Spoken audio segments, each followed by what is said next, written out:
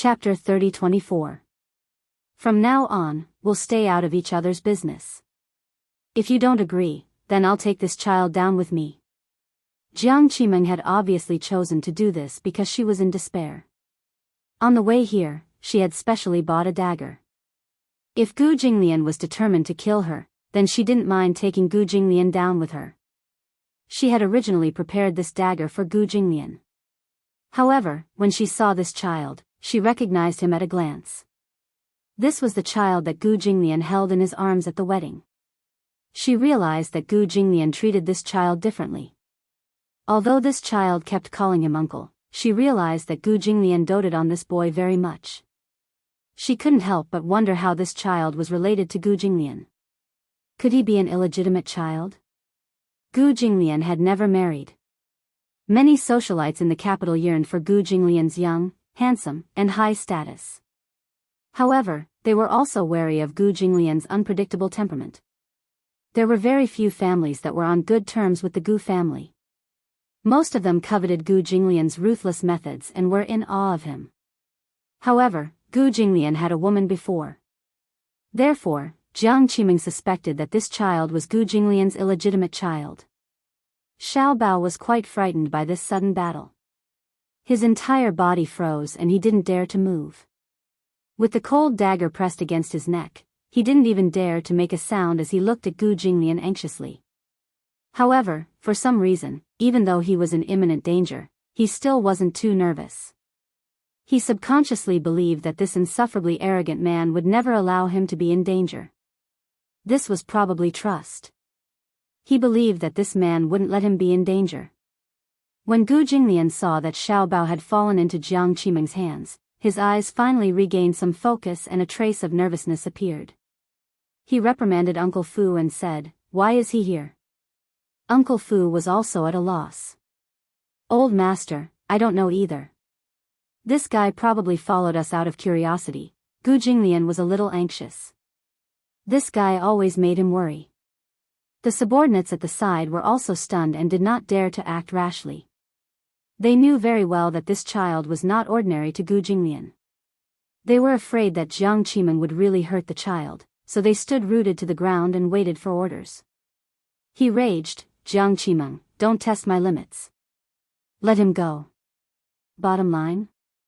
So the great young master Gu also has a bottom line? Jiang Qimeng was even more certain that this child had a special place in his heart. She tightened her grip on the child and glared at him. "As long as you let the Song family off, I won't make things difficult for this child. Are you negotiating with me?" Gu Jinglian sneered. "What right do you have to bargain with me?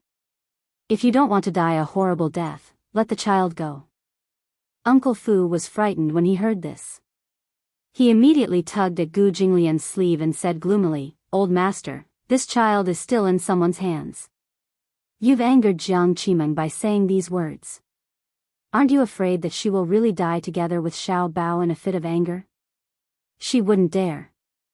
Gu Jinglian said fiercely, "If she dares to touch a single strand of hair on his head, I'll cut off her flesh piece by piece." Hiss, everyone sucked in a breath of cold air. No one doubted that Gu Jinglian's words were just a threat. Given his character, if he dared to say such a thing, he would dare to do it. Song Enya was a classic example. Chapter 30-25. Hence, the little one said to Jiang Qimeng sympathetically, "Auntie, can you let me go? Otherwise, you'll really be in trouble." Jiang Qimeng was speechless. Xiao Bao seemed to pity her and said, "This uncle not only kills people without batting an eyelid, but his methods are also very terrifying. Don't misunderstand. I have nothing to do with him and I'm not that important to him. Don't take things too hard and use me to threaten him. It's useless. You'll only die a worse death." Uncle Fu was confused. He didn't know how this little one came up with, but he actually managed to scare Jiang Qimeng into a daze. He even managed to make this tense situation disappear. Jiang Qimeng screamed, "Shut up." Gu Jinglian said, "Jiang Qimeng, do you think you can threaten me with this child? I'll give you 3 seconds to let him go." Gu Jinglian, "Do you think I'll believe your nonsense again? Or else?" Gu Jinglian interrupted her. 1. You, too. Jiang Qimeng was inexplicably frightened and stumbled backward. Gu Jinglian raised his eyebrows and counted to 3. There was a bang and a gunshot. A bullet pierced through the air and pierced through her shoulder. Jiang Qimeng was in so much pain that she subconsciously loosened her grip and the dagger fell to the ground. Xiao Bao immediately broke free from her grip and jumped down from her arms. He didn't forget to stomp on her foot before nimbly running toward Gu Jinglian. Behind him, Jiang Qimeng immediately got up, grabbed the dagger on the ground, and stabbed it toward Xiao Bao's back. Uncle Fu was so shocked that he opened his mouth. Before he could exclaim, Gu Jinglian suddenly rushed forward, hugged Xiao Bao in his arms, and threw a clean flying kick. However, Jiang Qimeng held the dagger and fiercely swung it at him. In the blink of an eye, Gu Jinglian kicked Jiang Qimeng's shoulder hard and sent her flying. Gu Jinglian's arm was caught off guard as he was protecting Xiao Bao and was cut by her dagger. Gu Jinglian didn't notice that he was injured, but Xiao Bao's sharp eyes noticed that his clothes were stained with blood and torn. He seemed to be injured. He said fearfully, "Uncle, you're injured." He felt guilty and worried at the same time. Uncle Fu rushed over and took the child from Gu Jinglian. He was also shocked when he noticed the abnormality in his arm. "Old master, you're injured. Let me take a look." "Where are you injured?" Gu Jinglian would never put himself in danger easily, but this was the first time in his life that he was injured because of this child.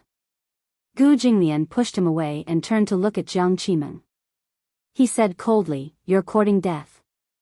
After saying that, he walked forward, grabbed her by the throat, and lifted her up. Even though his arm was injured, he was still very strong. Jiang Qimeng's feet were suspended in the air. Her neck was in his hand, and the sound of her joints dislocating kept coming out. She hugged his arm tightly and kicked her legs. Her eyes were bloodshot, and her entire face was flushed red. She was almost suffocating. "No. No. Don't. Don't kill," Jiang Qimeng said a few words with difficulty, her eyes filled with pain and despair. Gu Jinglian was indifferent and tightened his grip on her throat. Xiao Bao saw this scene and was frightened. He immediately said, "Uncle, stop." Chapter 30:26. As Xiao Bao spoke, he glanced at Jiang Qimeng, who was lying on the ground in a sorry state. He could not bear to see her like this. She looked so pitiful. Furthermore, if you kill someone, it will only dirty your hands. Gu Jinglian frowned. He could not help but wonder if this little guy was his biological son. Why was he so soft-hearted? Had he forgotten that it was this pitiful woman who had used her dirty hand to strangle his neck and even pressed a dagger against his neck? Uncle Fu also said, "Old master, don't dirty your hands. Leave this kind of person to me." Then, he whispered into Gu Jinglian's ear, "You have to be more careful in front of the child. Otherwise, you will scare the child. Xiao Bao is only 5 years old." Gu Jinglian felt that it made sense. He nodded slightly and said, "I'll leave it to you." Uncle Fu nodded. Gu Jinglian carried Xiao Bao and returned to the room. After the thrilling scene just now, the two of them were in a sorry state. They were drenched from head to toe. Just as Gu Jinglian returned to the room, Xiao Bao hurriedly left his arms and started rummaging through the cabinets. "What are you looking for?" Xiao Bao could not be bothered to speak. Finally, he found a first aid kit in the cabinet. He was observant. A few days ago, Uncle Fu had accidentally injured his finger and used a band-aid, so he put the first aid kit here. He carried the first aid kit to Gu Jinglian and said carefully, "Uncle, your arm is injured. Let me help you apply the medicine." Gu Jinglian looked at him suspiciously. Why was this guy trying to curry favor for no reason? He said, "There's no need. I can do it myself. You can't bandage it as well as I can." Xiao Bao said as he pushed him to sit on the sofa. He emphasized, "You just have to sit down. Leave the rest to me." Gu Jinglian looked at him with disdain and questioned, "Can you do it?" "Of course. Mother often gets injured, so I'm the one who takes care of her wounds. Uncle, you have to believe in my ability. As he spoke, Xiao Bao rolled up Gu Jinglian's sleeve. There was a knife wound on his arm. Fortunately, the wound was not deep and did not even require stitches. He only needed to clean the wound and bandage it to stop the bleeding. Gu Jinglian simply leaned against the sofa and closed his eyes, leaving the little guy to his own devices. Xiao Bao opened the first aid kit and rolled up his sleeves. Then, he used a pair of tweezers to carefully pick up an alcohol swab and wanted to apply it to his wound. Unexpectedly, his hand was too small, and the tweezers were a little too big. Unexpectedly, the alcohol cotton was not clamped, and the sharp tip of the tweezers poked the wound. Gu Jinglian. He abruptly opened his eyes and glared fiercely at little treasure. What's going on? Even if it was alcohol, it shouldn't be so painful. Xiao Bao felt a little guilty and retracted the tweezers. Fortunately, Gu Jinglian did not see it. He laughed and said, "Uncle, so you're afraid of pain too?" Gu Jinglian's lips twitched and he snorted coldly. How is that possible? He frowned and was suspicious again. If you don't know how to do it, I'll do it myself. I didn't do well just now. It's all your fault for moving around. Gu Jinglian? His face was full of question marks. When did he move around? This kid was blaming others for his own incompetence. Chapter 30:27. Gu Jinglian tolerated it and was rather patient. Xiao Bao was more attentive this time. He carefully cleaned his wound, then applied some medicine and bandaged it with gauze. It's done. Xiao Bao was elated. Gu Jinglian opened his eyes and saw that his arm was wrapped very thickly with gauze. After that, he even tied a bow. It was very girlish. Such a thick bandage made people think that his arm was broken. Gu Jinglian's face was ashen. Is this what you mean by having enough experience? Is there a problem? Gu Jinglian said coldly, I only scratched the skin. My bones are not broken. I was afraid that your wound would hurt if it hit something hard, like the corner of a table. It won't hurt if the bandage is thicker. Xiao Bao explained very considerately. Gu Jinglian was speechless again. When Uncle Fu walked in and saw Gu Jinglian's arm wrapped like a dumpling, his face immediately changed colors. He shriveled for a long time and then laughed loudly without giving face. Old master, is your arm broken? No. Gu Jinglian was even angrier. If you laugh again, I'll pull out your tongue. Oh. Uncle Fu was so frightened that he quickly covered his mouth and stopped laughing. Xiao Bao was a little frustrated. His little face wrinkled and he asked sadly, Is my bandage that ugly? Humph, what do you think? Gu Jinglian kicked his butt. Go to sleep. Humph. A dog biting a green bean cake. You don't know how to be kind. Xiao Bao muttered as he went back to his room. Gu Jinglian and Uncle Fu looked at each other and suddenly asked tacitly, What's a green bean cake? Uncle Fu asked, Old master, do you need me to bandage it again? No need. Gu Jinglian said awkwardly, It's troublesome. With that, he got up and returned to his room. Uncle Fu snickered behind his back. This old master really didn't mean what he said. How was it that he was afraid of trouble? It was that he couldn't bear to tear it down. Even though he disliked it, it was still his own son who had bandaged his wound. The next day, the news reported the news of Song Jinggua's downfall. The disciplinary committee found a lot of cash and gold bars of unknown origin in the Song residence. They even found out that Song Jingua had bought overseas. In addition, Song Yunxi was also taken away for investigation. It was said that Song Jianjun was spared because he was the one who exposed Song Jinggua's other hidden assets. This was clearly an act of abandoning the pawn to save the general, to save one's own life. Once this news was announced, the whole city was shocked. Song Jingua was the mayor of Beijing. In front of the public, he had always presented himself as a clean and honest man. However, no one would have thought that he had embezzled such a large amount of gray assets. After the final liquidation by the disciplinary commission, the total amount was more than 1 billion. Among them, there was also Song Jinggua's unknown investment funds. In addition, Jiang Qimeng was also taken away for investigation. This matter caused a huge uproar and even alarmed the higher-ups. Song Jinghua caused a series of butterfly effects. It was said that following his connections, other people were also uprooted. Beijing's government experienced a big reshuffle overnight. Another report also caught the attention of the public.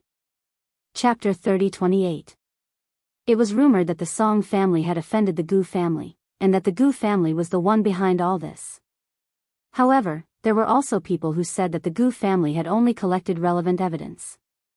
If Song Jinghua had not done such a thing, the Gu family would not have made up something out of nothing to deal with the Song family. Song Jinggua's case was still under investigation, and his assets had been seized. As for his trial, it would be held in public at another date. Song Jinghua could never have imagined that because of his daughter, his career would come to an end like this. He had failed miserably.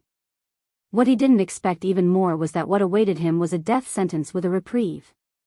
Of course, this was all in the future. During this period of time, Chu Ho had been actively rehabilitating. Under Uncle Fu's meticulous care, her body was getting better, and her complexion had returned to normal. Hence, when she asked to see Xiao Bao again, Uncle Fu did not refuse. In the afternoon, when Xiao Bao came home from kindergarten, Uncle Fu hugged him and said mysteriously, "Xiao Bao, Uncle Fu will take you to see someone, okay?" Xiao Bao was curious. "Who is it?" "Don't worry, you'll know when you see him later." Uncle Fu carried Xiao Bao and walked into Chu Ho's room. When he opened the door, Xiao Bao was still confused.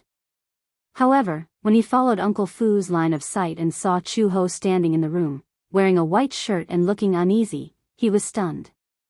He was so shocked that he could not speak. Chu Ho was originally calm as she waited anxiously. When Uncle Fu said that he would bring Xiao Bao over, she waited patiently in the room. She was afraid that her reunion with Xiao Bao would be obstructed by Gu Jinglian. However, she did not expect that Gu Jinglian would not interfere, which surprised her. When she saw Xiao Bao, Chu Ho's eyes reddened. A warm smile immediately appeared on her originally stern face. She immediately walked over and held Xiao Bao's face, looking left and right. Originally, Xiao Bao was very thin, not tall, and there was not much flesh on his face. However, how long had it been? His face had become chubby, and he had grown a lot taller. Chu Ho suddenly had mixed feelings. She hugged him tightly, her eyelashes wet with tears. "Xiao Bao." Chu Ho's throat was choked and her voice was a little hoarse. Xiao Bao reacted belatedly. When he first saw her, he thought that he was dreaming. It was only when Chu Ho hugged him tightly and felt the real touch and the warmth of her body that he realized that this was not a dream. This was really happening. Finally, he was reunited with her. His mother was alive and kicking. His mother really existed in reality, and not in a dream.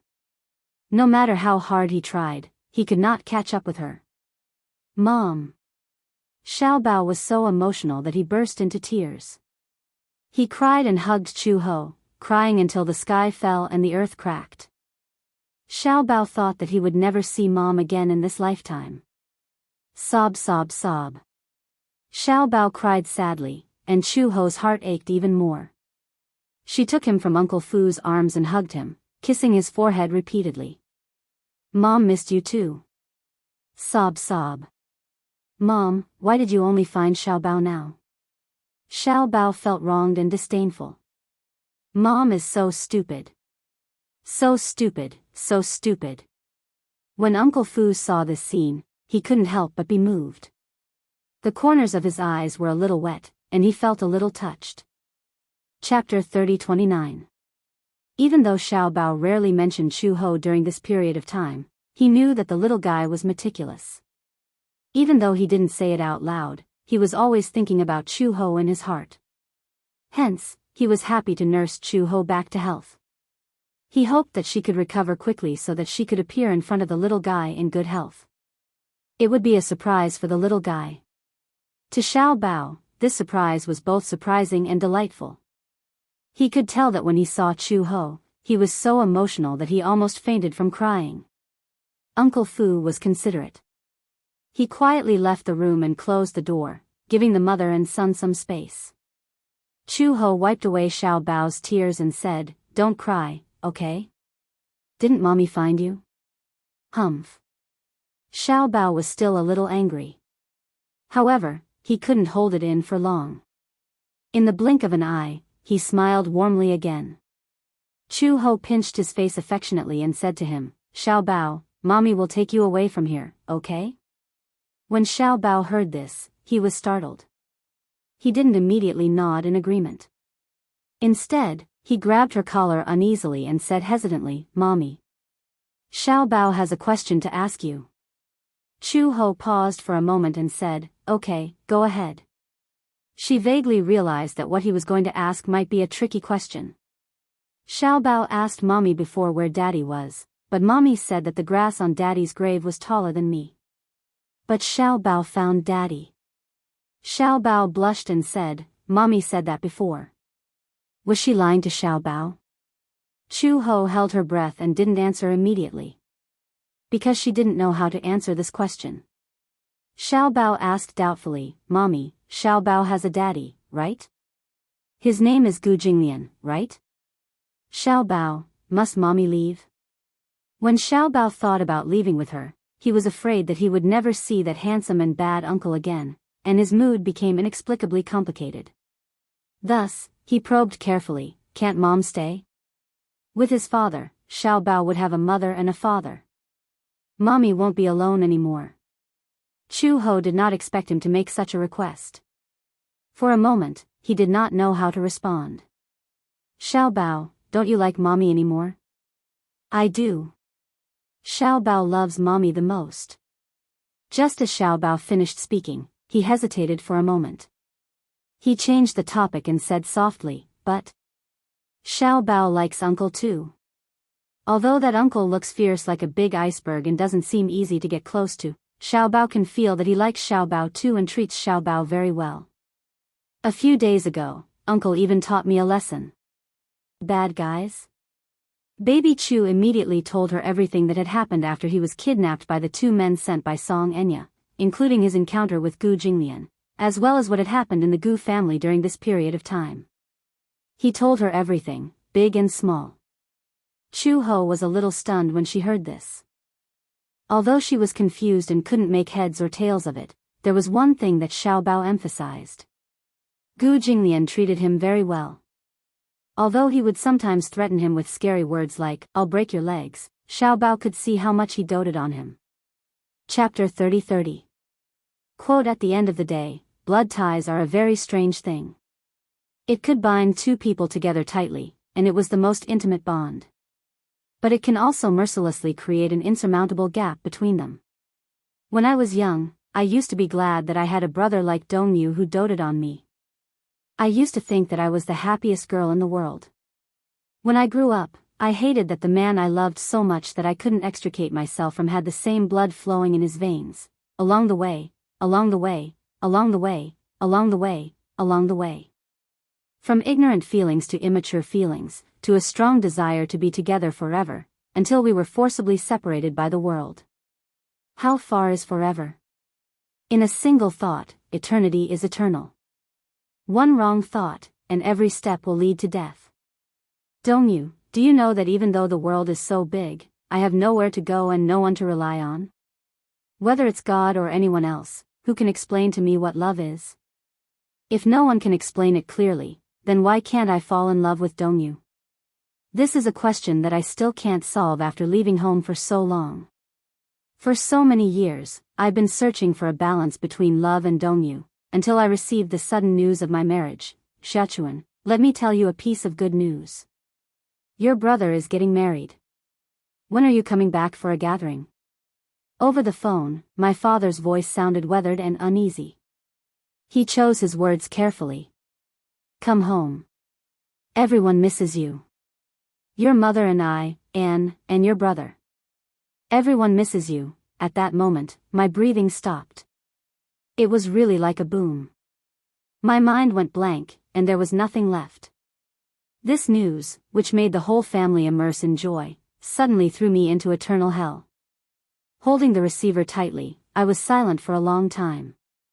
Then, I tried my best to suppress my trembling voice and said calmly, "Okay." After hanging up the call, I realized that the back of my hand was already sweaty. Father said, "Come home." But that was home, and yet it wasn't home. I never thought that reality would be so cruel. It was so cruel that one look at heaven and one look at hell. I used to think of him as my entire world, but I didn't expect this warm world to suddenly collapse like a cloud. And it came so suddenly. The next day, I booked a flight back to China. I knew that returning home this time was definitely not a wise choice. After drifting alone in a foreign country for a few years, I waited for such news. I thought that even if I had given up, should be more thorough. Let me see him with my own eyes. If he is really happy, then I should try to let go of this unforgettable relationship. The moment I got off the plane, I felt a lump in my throat. Looking at the crowd in front of me, I felt a stabbing pain in my heart and tears welled up in my eyes. I walked through the crowd with great difficulty, but my footsteps were very slow. Every step I took, I would stop, and from time to time, I would brush past strangers. I still remember that 8 years ago, when I left this city with a heart filled with despair, it was the same scene. These people passed by my world. I don't know their stories, and they don't understand my thoughts. Chapter 30-31. Now that I've set foot on this land again, the city seems to have changed a lot. The airport has been rebuilt, the interior decoration is new, and it looks very stylish. The thick Beijing accent of my hometown filled my ears. It's been a long time since I last heard it, and at the same time, I feel very warm in my heart. I'm back. After 8 years, I'm stepping on this land again. But in my heart, there's a bit of nervousness, but more, there's a deep sadness in my heart. When I left back then, I felt that the future was unfamiliar. But now that I've set foot on this land, I don't feel close. There's a sense of timidity when I'm close to home. Mother has been waiting at the airport for a long time, and she arrived early. She must have specially dressed up after knowing that I'm coming back. After 8 years, when the mother and daughter met again, they didn't hug each other warmly like normal people. They just stood there quietly and looked at each other. There was estrangement in their eyes. I think she must have sadly discovered a flash of indifference in my eyes. From her face, it's not hard to see how much she wants to go forward and hug me tightly. She wants to tell me how much she missed me in the past 8 years as a mother. How she wanted to tell me how worried my family had been about me since I had been away for so long. Maybe she regretted what she did 8 years ago. I thought. But all the words are stuck in my throat under my cold gaze. There are thousands of words, but I can't open my mouth. Mom, I'm back. Amidst the noise, I smiled and broke the awkward silence between us. Mother came back to her senses and forced a smile. She chuckled and muttered, "It's good that you're back. It's good that you're back." Then, she felt a bit awkward. As if to ease the awkwardness, she hurried forward to help me carry my luggage. Out of the corner of my eye, I instinctively dodged her hand. My mother was in a daze, and her hand froze in midair. "Mom, I'll do it myself." As I said that, there was no change in my expression. I knew that my cold gaze must have made my mother's heart ache a little, because I saw a flash of pain on her face. I suddenly realized that these 8 years, which was neither a long nor short period of time, seemed to be like a great flood that washed away the dependence and connection between mother and daughter. "Sichuan, do you still hate me? 8 years ago. I had no choice but to send you out of the country. I'm doing this for your own good." A smile appeared on my face, but I said nothing. After a long while, I sighed. I know, so you really don't have to explain so much." She gave me another long look. "Sichuan, is the luggage heavy? Let Mom do it for you." Her mother's voice was very soft and even trembled slightly. She said carefully, let me carry it for you. Sichuan, I'll carry your luggage for you, okay? I was stunned. When I looked up, I saw her frowning slightly. She seemed a little humble now. It was a world of difference from when she had arrogantly chased me out of the country. I pursed my lips and nodded silently, allowing my mother to take the luggage from me. Chapter 30-32. This time, I didn't avoid it. There was some comfort in my mother's eyes. The city has changed a lot in the years you've been away. Our family has moved too. The piece of land we used to live in has been taken over by the government. When he heard that you were coming back, your father was overjoyed. He didn't sleep well last night. He tossed and turned nervously. He kept saying that he was waiting for you to come back today so that he could cook for you. Look, he bought fresh vegetables early in the morning. He's probably still busy at home. Sitting in the taxi, Mother Lan smiled and chattered. Gradually, she let go of her worries. I smiled but didn't say anything. My gaze was indifferent through the car window. It's good that you're back. It's good that you're back. As my mother spoke, in the rearview mirror, the corners of her eyes couldn't help but moisten. However, she secretly wiped away the tears with her fingertips, not wanting me to see. Mom, I silently looked out the window at the unfamiliar street. My eyelids drooped slightly as I interrupted her indifferently. I asked hesitantly, is he, all right? She knew who I was talking about. Hence, she fell silent and the smile on her face gradually faded. Dongyu, he has always been thinking about you. I vaguely remember that not long after I was born, the first word I could say was brother. The first name I said when I was learning to speak was also his name. Dongyu, for as long as I could remember, the thing that left the deepest impression on me wasn't my mother's gentle whispers, nor my father's broad shoulders, but his warm arms. My name was Sichuan. I was born on the hottest day of summer. His name was Dongyu. He was born during the coldest time of winter. He was my brother, 3 years older than me. When I was young, my parents were busy with work and the family of 4 rarely spent time together. When I was born, my mother's heart ached for me and she insisted on giving birth to me. In order to avoid the policy, she fled to the countryside. At that time, the 2 of us were fostered at my grandmother's house in the countryside, and Dongyu was my greatest support. Dongyu was very good-looking. He had inherited his mother's good looks. He had delicate features and was very handsome, especially his pair of clear black and white eyes. One look at them could make people lose their souls. Hence, many girls had liked Dongyu since he was young. However, perhaps because he was born in winter, Dongyu's personality was a little cold.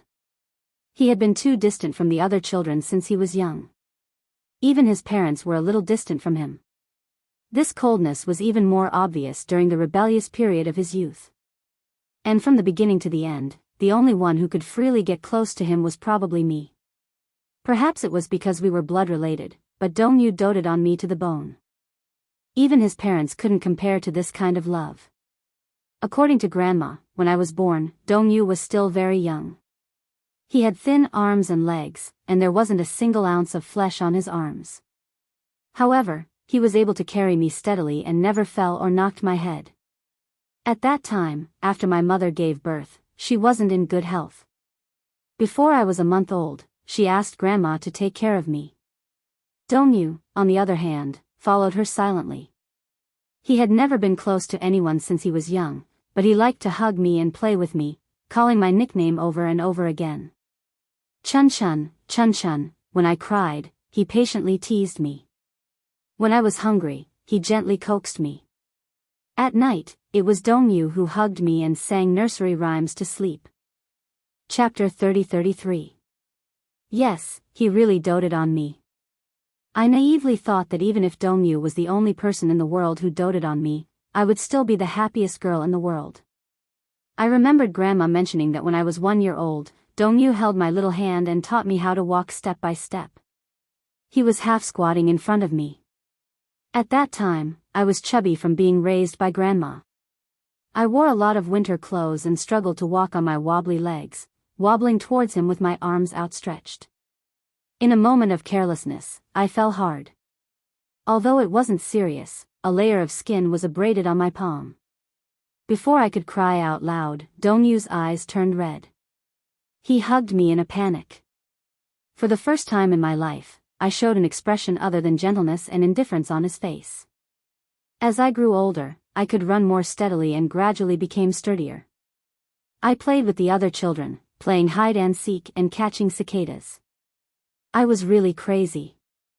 When I was young, I loved the nighttime the most.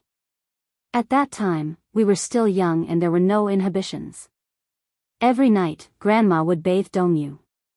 When I was young, I didn't know what shame was. I would climb into the bathtub on all fours and squeeze with him. I especially liked to tease him. I even pointed at Dongyu's undeveloped little guy and asked Grandma why my brother's part was different from mine. Grandma would always laugh at my teasing. She would scratch the bridge of my nose and laugh at me for being shameless. On the contrary, Dongyu would be a little shy. So much so that when I was naked next to him, he would freeze and not dare to move. Grandma would apply the shower gel on us. I liked the refreshing smell very much, and I liked the fact that my body smelled the same as Dongyu's. I was afraid of the dark and didn't like to sleep with Grandma, but I was willing to squeeze into a small bed with Dongyu. At night, I would often wrap my little arms and legs around him without restraint, pestering him to play rock, paper, scissors. This boring game became the most interesting pastime. When the moon was high in the sky, I couldn't sleep. I liked to lie beside him, hold my little head, and listen to him sing and tell stories. Dongyu's voice was very pleasant. It was as clear as a wind chime, with a hint of childishness. He sang gently in my ear. At that time, he only knew how to sing a few songs that he had learned from music class. But I never got tired of listening to him. Every night in my childhood, I always fell asleep with his soft singing. In her memories of her youth, Dongyu was somewhat bland. He always locked himself in that world, either doing his homework or reading some famous works outside of class. He had been taking piano lessons since he was 6, so I often pestered him to teach me. At that time, in the eyes of many children, Dongyu was cold and unapproachable. He was so noble and aloof. Thinking of his background from the city, he was not like these wild children who grew up playing mud and catching frogs in the countryside. His body was clean, and there was a bit of scholarly elegance. This kind of temperament was not something an ordinary child could have. Good etiquette and refined speech were used by many parents as teaching materials for their children. Chapter 30-34. It's delicious. I'm asking my daughter. Xianxia had the urge to roll her eyes. Unknowingly, it was getting closer and closer to her due date. Xianxia's tummy was getting bigger and bigger. Perhaps big wasn't enough to describe her round tummy. In Yu's words, Xianxia's tummy seemed to be hiding a ball. Xiao Yichen innocently fantasized, will there be 2 little sisters? Xianxia broke out in cold sweat when she heard this. Yu nodded in agreement. He explained, our family has the genes of twins. Look, Mommy and Uncle are twins, and they gave birth to us. If that's the case, we might even have twins. Xiao Yichen clapped happily. That's great. If that's the case, maybe Mommy has 2 little sisters in her tummy. This way, you can have one and I can have one. We won't have to fight for it. Xianxia laughed when she heard this. You guys are treating your little sisters like toys. Yu and Xiao Yichen chuckled. Xianxia couldn't help but pour cold water on them. You guys can give up. There's only one little sister in my tummy. That's what the ultrasound doctor said. So, don't harbor any fantasies that you shouldn't have. Sob, the 2 little lads wanted to cry but had no tears. In the 9th month of her pregnancy, Xianxia also suffered a lot. At night, she couldn't sleep so well. Because of her lack of appetite, she couldn't eat much for dinner. Muyaja would coax her to eat some fruits, but at night, she would be hungry again. She would wake up from hunger, but she wouldn't have any appetite. Sometimes, she wouldn't wake up from hunger, but she would be awakened by cramps in her legs.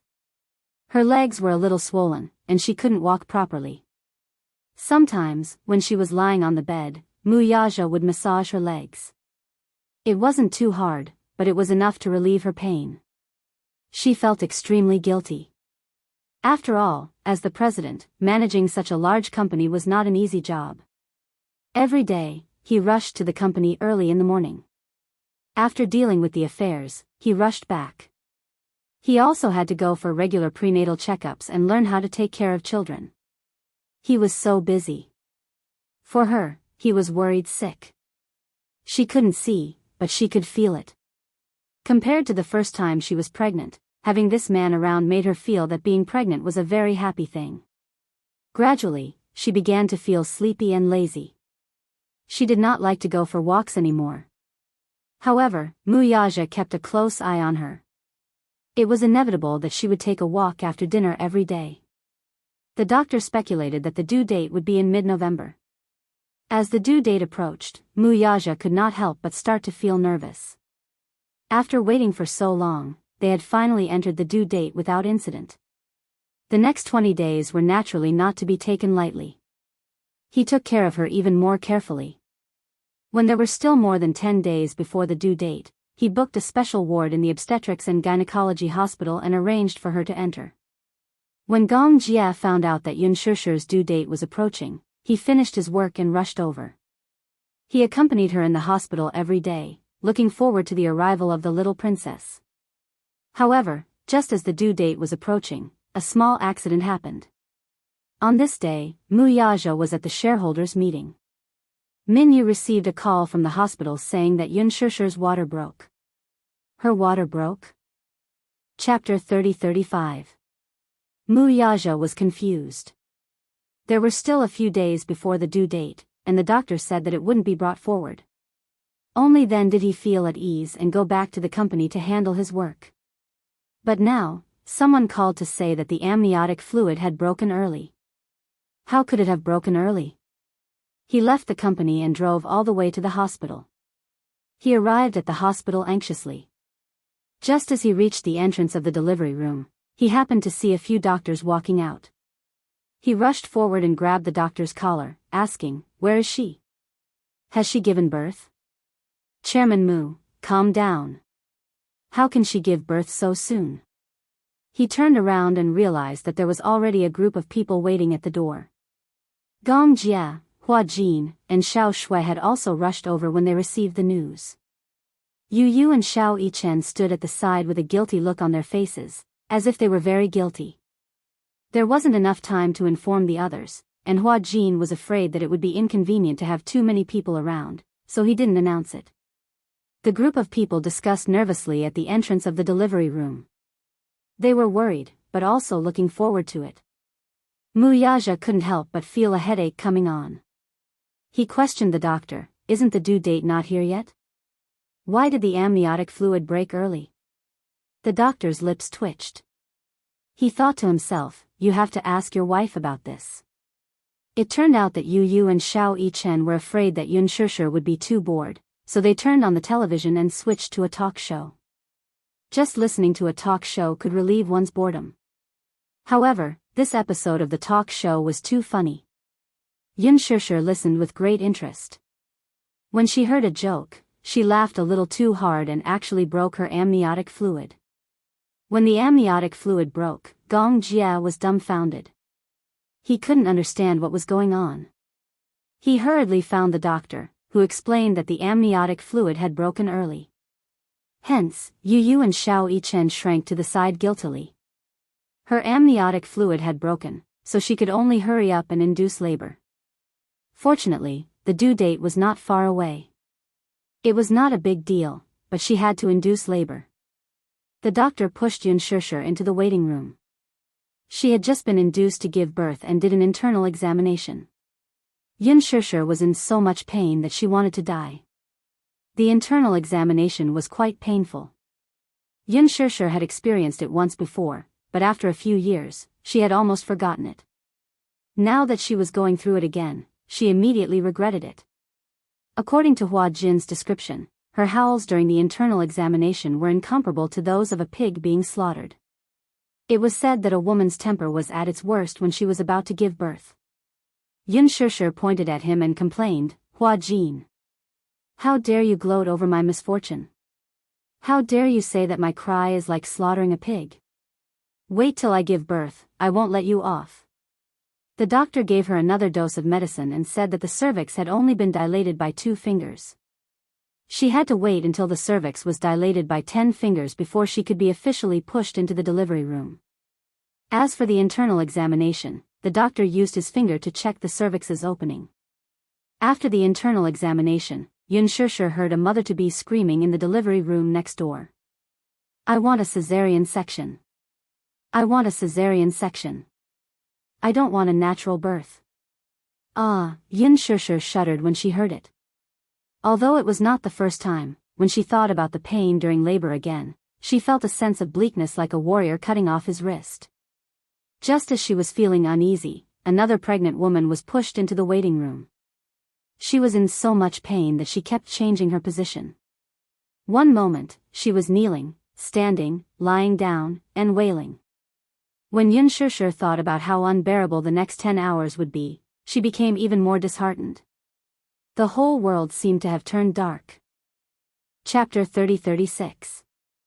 Wuxia walked into the waiting room and saw Yun Shishir lying on her side on the bed in a strange position. She was hugging her round belly and groaning in pain. Her face was covered in cold sweat, as if she was trying her best to suppress the pain. Seeing her like this, he felt an indescribable pain in his heart. He had looked up a lot of information before, and it was said that it was especially painful for women to give birth. In a woman's life, the pain of giving birth was just like floating clouds. There was an employee in the company who suffered a massive hemorrhage during childbirth. It was so painful that she almost flew to the sky. He walked to the bed and sat down. Yun Shishir turned her head and realized that it was him. She immediately complained, "Wuxia. It's all your fault. If it weren't for you, I wouldn't have to suffer like this. It's all your fault." Wuxia gave an ungraceful smile, but it was an apologetic one. Yun Shishir felt even more unbalanced. Hearing him laugh, she said gloomily, "What are you laughing at? You still have the cheek to laugh. I'm going to die from the pain." Wuxia caressed her cheek, his gaze gentle.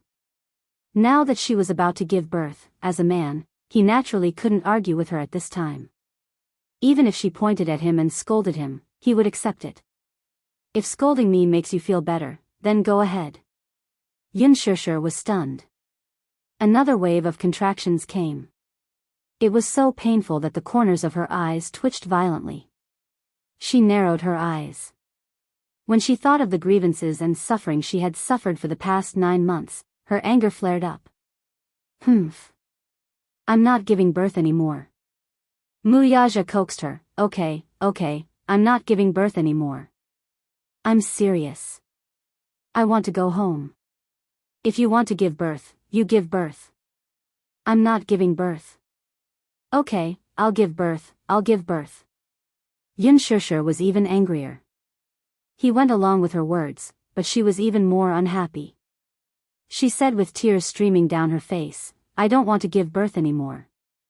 It hurts." At this moment, she couldn't care less about being reserved. She wailed, "I really don't want to give birth anymore." At this point in time, how could she stop giving birth just because she didn't want to? Wuxia was both angry and amused. He coaxed her gently, "Bear with it. It'll be over soon." He could understand her anxiety and uneasiness, but although his heart ached for her, he really wanted to bear all her pain for himself, but he was helpless. After all, he was a man and did not have this ability. Standing. Talking while standing is really easy. It's all your fault.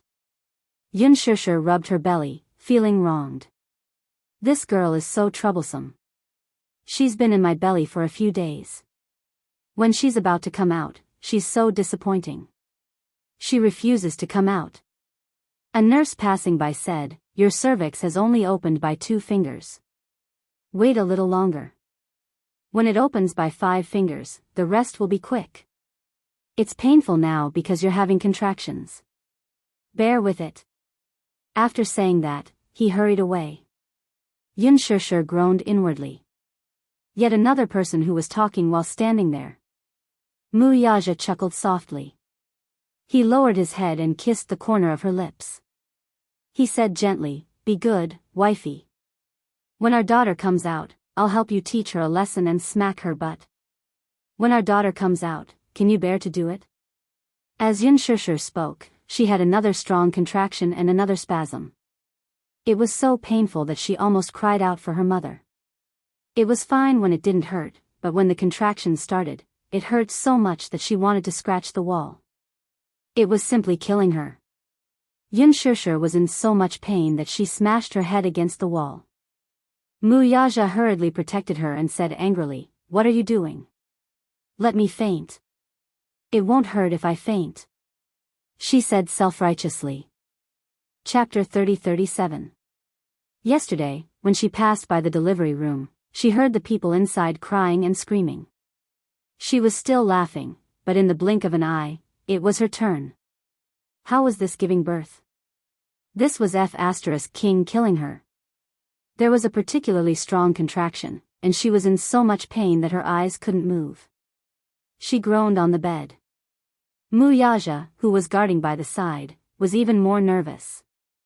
Gong Jia and the others outside the door were also waiting anxiously. They couldn't enter, so they could only stare at each other. Gong Jia, in particular, was so anxious that he called all the people in the gynecology and obstetrics department over. A group of people in white coats came over. After another examination, they said that the cervix had not fully opened. Not fully opened? Gong Jia was anxious. He grabbed the doctor's collar and asked, "When can I give birth?" The doctor was so frightened that he couldn't speak clearly. He explained that everyone's physique was different, so he couldn't make a conclusion. As time dragged on, a few long hours passed. In the blink of an eye, it was evening. Yun Shishir was in so much pain that she was about to collapse, but there was no movement. The contractions also became more frequent. Gradually, they went from one every 10 minutes to one every 3 to 5 minutes. The nurse told her to rest for a while and save her energy.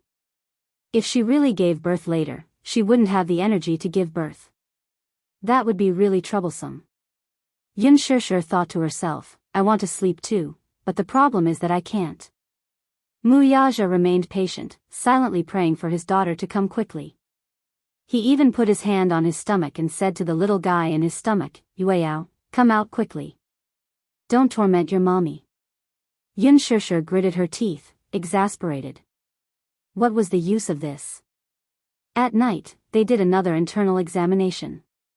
The nurse shook her head and said that it was only 3 fingers. What? After so much time, it was only 3 fingers. Yun Shishir was so angry that she fainted. When she woke up and opened her eyes, Mu Yaja was still guarding by her side in the waiting room. She didn't know how she fainted. She even suspected that she had fainted from the pain. Xiao Shui, who was outside the door, was also very nervous. At night, they ordered takeout, but no one had the appetite to eat. They all stared at the waiting room in fear, afraid that they would miss even a second. It wasn't until 8:00 in the evening that Yun Shishir experienced the strongest wave of contractions. She was in so much pain that she was already in a daze. In her daze, she saw a few nurses coming in and out, and another person came in to do a prenatal checkup. Then, she said excitedly, "The cervix has opened to 7 fingers. You can enter the delivery room now." Then, the nurse asked Mu Yaja, "Sir, are you going to accompany your wife to give birth?" Mu Yaja nodded without hesitation. "Of course. I want to accompany her." "Okay, then come with me to change into sterile clothes." "All right." Mu Yaja turned around and held Yun Shishir's hand tightly. He smiled and said, "Madam, wait for me, okay? I'll be right there." "Okay," Yun Shishir nodded weakly.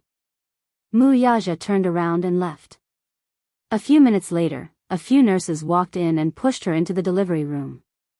Only then did she regain consciousness. However, the cervix was still open. Every minute and every second was a living torture. Chapter 30-38. When Wuxia walked in after changing his clothes, he saw her lying on the bed. Because she had struggled, her face was extremely haggard, her hair was disheveled, and her clothes were disheveled. He was stunned for a few seconds before he reacted.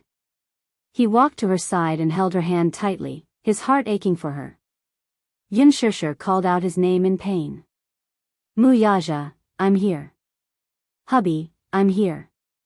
Hubby, I'm in so much pain that I can't take it anymore. Wuxia's heart ached terribly. What do you mean you can't wake up? My wife can do it. I don't want to give birth anymore. Boo-hoo, Xianxia was utterly defeated. Wuxia's eyes were red with heartache. He turned around and grabbed the nurse. My wife said she doesn't want to give birth anymore. She's in so much pain. Is there any way?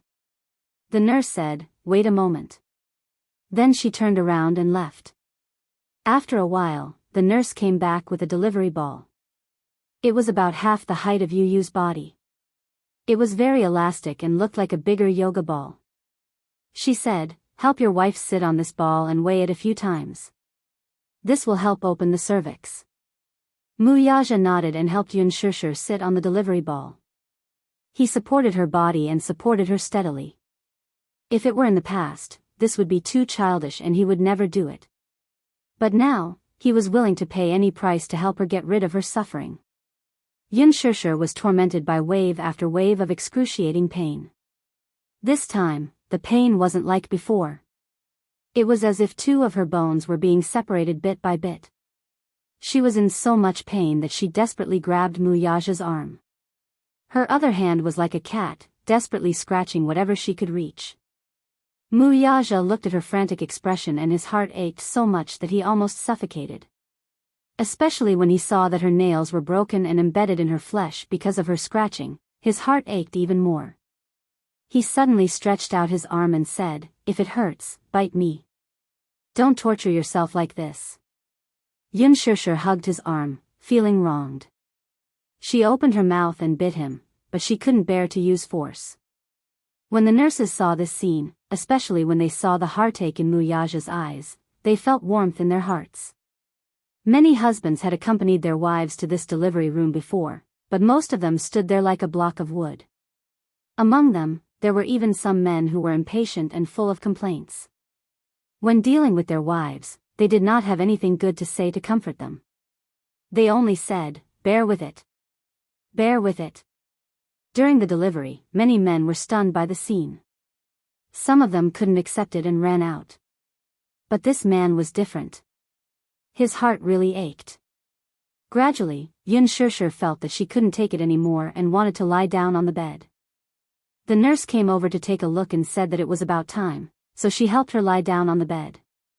Lying on the delivery bed, the pain engulfed her all of a sudden. Xianxia felt as if she was struggling on the sea and was about to drown. Wave after wave hit her, and the whole world was spinning.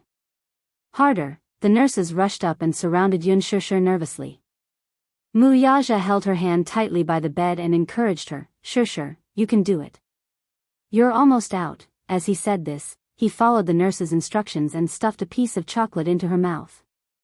Chapter 30-39. At midnight, after 4 hours of torment in the delivery room, Gong Jia and the two little fellows were pacing around anxiously outside the door when they heard a long and crisp cry coming from the delivery room. Gong Jia was so shocked that he rushed to the door and looked inside excitedly. Soon, a nurse walked to the door and said with relief, it's done. It's done. Mother and daughter are safe. Mother and daughter are safe. Wow. Sister. Sister is out. The Mu family's beloved little princess had finally arrived in this world under everyone's anticipation. Gong Jia was so excited when he heard this that he immediately hugged Yu and Xiaoyichen. He was as happy as a child. Yu was overjoyed. Uncle's beloved niece is finally here. Uncle has been waiting for a long time, but it's not in vain. When Xianxia was pregnant, Gong Jia often video called her across the ocean. he was also having fun. Like Wuxia, he said to her stomach in all seriousness, Yueyao, it's uncle. We'll be able to see each other in a few months. Uncle will be waiting for you. Therefore, when he knew that Yun Shishir was about to give birth, Gong Jia immediately flew over. Unfortunately, Yun Yeqing could not be present at such an important moment. He could not walk and could not leave the breathing mask. Therefore, it would be difficult for him to see this scene with his own eyes. Xiao Shui was also very excited. She hugged Hua Jin without reservation and laughed heartily. Hua Jin waited silently at the door for a long time.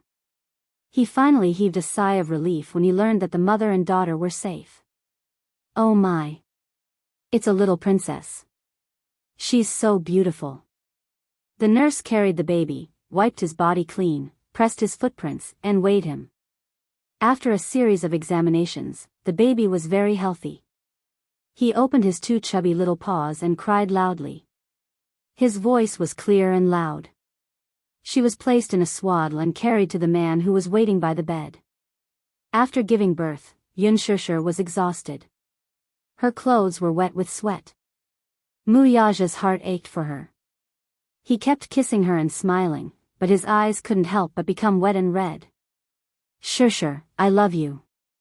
He kept kissing her, but he didn't get tired of it. Yun Shishir didn't have the strength to respond, but she heard his mellow voice choking with emotion. Her nose was also a little sore. I love you too. Wuxia sighed in his heart. Gestation is such a miraculous thing. He had once again created a cute little life with her. Unlike her first pregnancy, this time, he had been by her side the entire time. And the most fortunate thing was that he had witnessed this moment with his own eyes. Thank God. Mother and daughter are safe. Sir, look, your daughter is so beautiful. He was just born, but he has a head of shiny black hair. Wuxia immediately and carefully took the child from the nurse's arms. He finally saw the little guy who had been in her stomach for more than 9 months. His expression was a little sincere and solemn, and even a little nervous.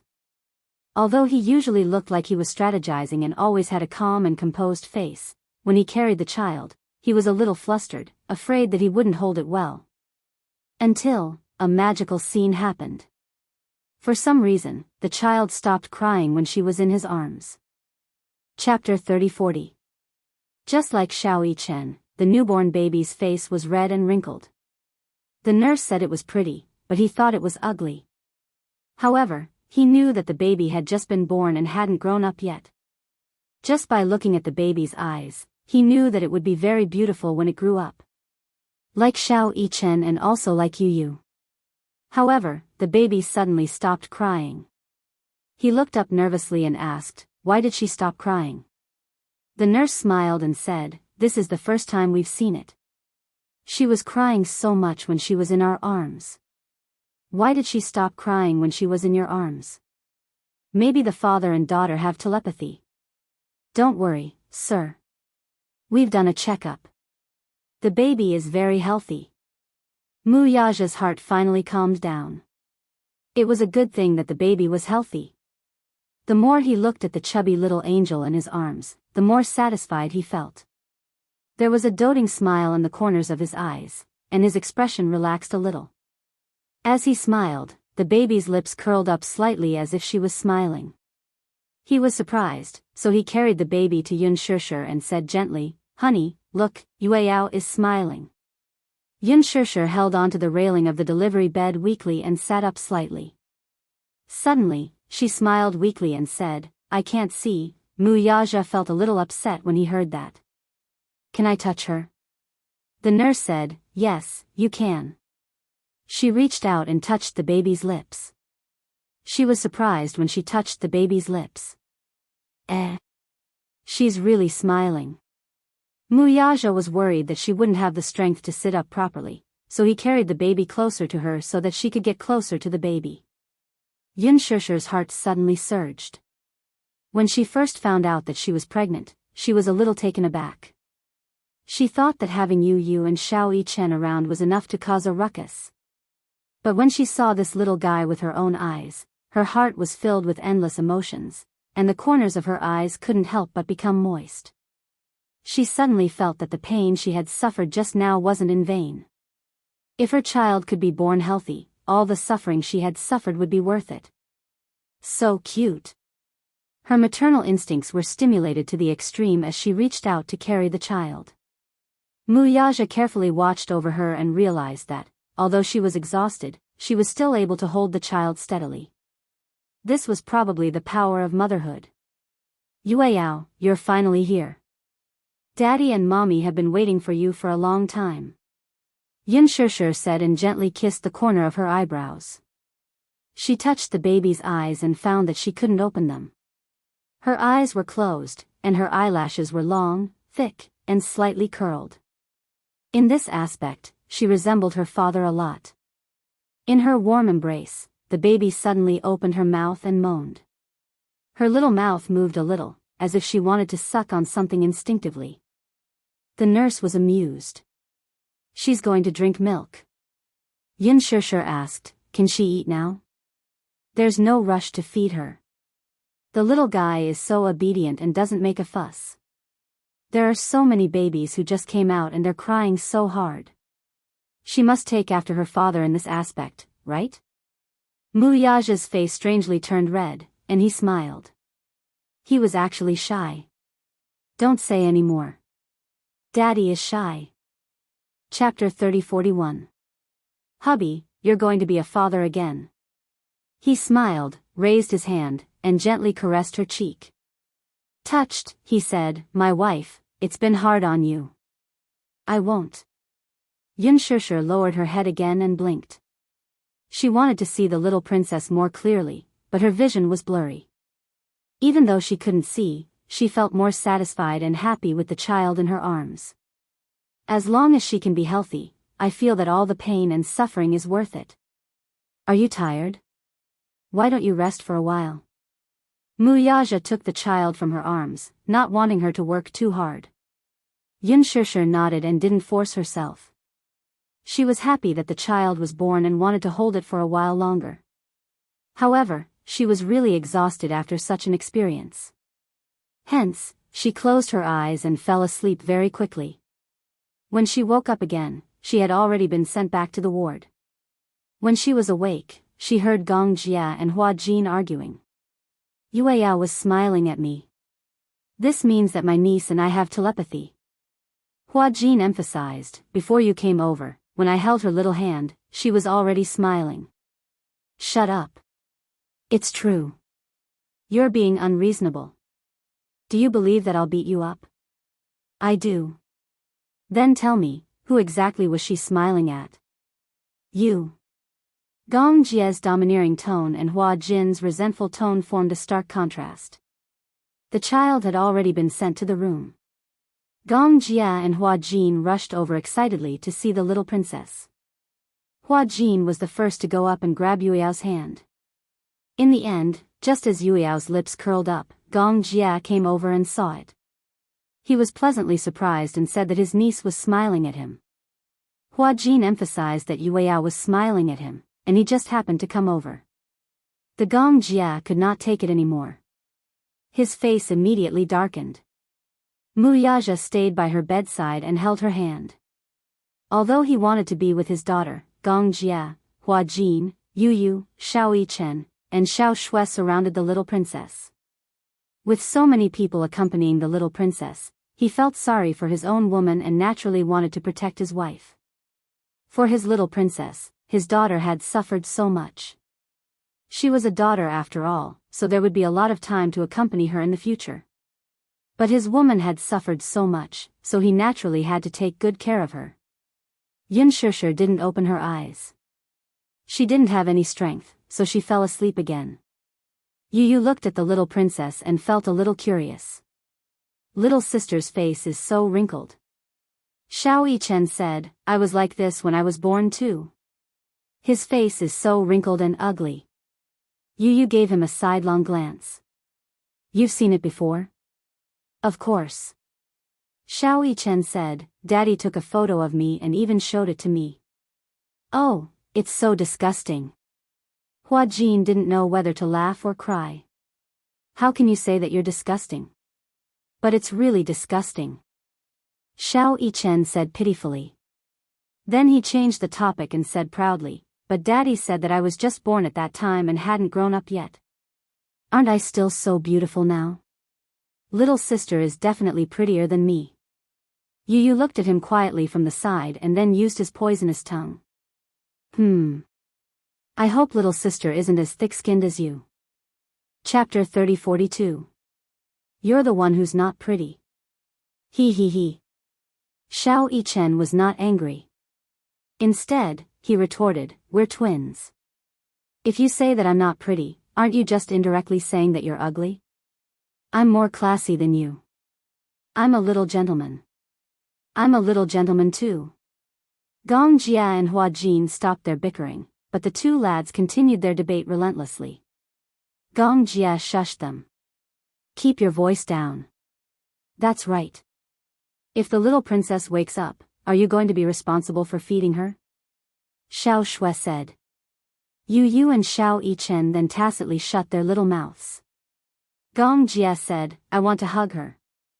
Hua Jin said, you can't hug her. If she wakes up, she'll really cry. Shishir is still sleeping and there's no one to feed her. Moreover, the nurse said that it's best to wait for the child to wake up naturally before feeding her. Xiao Yichen said, when little sister was in mommy's stomach, she didn't drink milk for more than 9 months. Wouldn't she be hungry? Everyone was silent. This question also stumped Yu. Gong Jia couldn't answer it either. The group of people silently looked at Wuxia. Gong Jia said, brother-in-law, you're knowledgeable. Why don't you answer this question? Wuxia felt like an old bespectacled professor, and the group of people in front of him were all like giant babies. He ignored them. Everyone knew what was good for them. At this moment, Wuxia was guarding his wife. He couldn't be bothered with them. The group of people looked at the little princess fondly. In their eyes, the little Yueyao was like a little angel flapping her wings. Her entire body was glowing. Even though Wuxia sent people to guard the news of Yun Shishir giving birth and surrounded the hospital tightly, there were still many media outlets that rushed over. Ever since she became pregnant, because Wuxia was very protective of his wife, Yun Shishir disappeared from the public for a long time. Fans were curious and looked forward to hearing news about Yun Shishir. However, when the reporters rushed over, they were stopped by the bodyguards at the entrance. They were chased away by the bodyguards.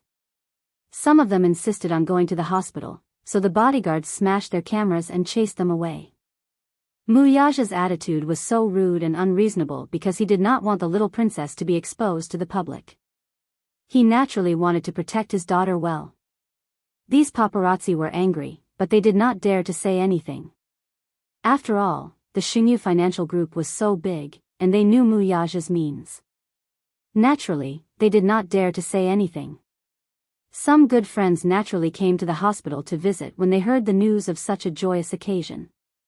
However, at this time, Yu and Xiao Yichen were like door gods. No one could hug, kiss, or touch them. At most, they could only take a few glances and exchange a few pleasantries before leaving. When Qin Zhou rushed over, he was not even allowed to enter the door because the little princess was awake and Yun Shishir was breastfeeding her. He came in a hurry because he took time out of his schedule. He still had something to do and could not see Shishir, so he could only leave a few words with Hua Jin and give his blessings before leaving. As soon as Qin Zhou left, Jiang Shen and Lu Jinyu came with fruits and some tonics. Just as they reached the door, they were chased away by Wuxia. Chapter 30-43. Jiang Shen felt that it was unfair and complained to his boss, "Can't we even visit the little princess?" "That's right. You're her uncle, after all. Why should you visit her?" Wuxia glared at Jiang Shen and asked, "Has the acquisition of Solomon been settled?" Jiang Shen looked away guiltily. He then questioned Lu Jinyu, "Has the central Jingguang land auction been registered?" Lu Jinyu coughed and cleared his throat. Why aren't you getting lost?" Lu Jinyu and Jiang Shen wiped away their bitter tears and returned to the office with their arms around each other's shoulders. A week after Yuya was born, her face was no longer wrinkled like when she was just born. The little girl's face had already returned to its original color. It was white and tender, as if it could be broken by the slightest breeze. Sometimes, Yun Shishir would sigh with emotion as she hugged Yueyao. This was probably bliss. However, there were also times when she felt blissful. For example, when she was breastfeeding, the little Yueyao would snuggle in her arms and enjoy the milk. Perhaps because the little Yueyao was extremely hungry, she would use a lot of force when she was suckling, as if she wanted to suck her entire soul away. Wuxia said that this girl was like a greedy little cat when she was suckling. Yun Shishir felt that it was especially so, but she was so happy and fierce when she was suckling. It was quite painful. Why was she so greedy? When Yu was suckling, she wasn't like her. She was very reserved and quiet. She wasn't so fierce. But then again, why else would there be a saying about using all the strength of suckling milk? Haha. This frankincense was quite magical for a baby in swaddling clothes.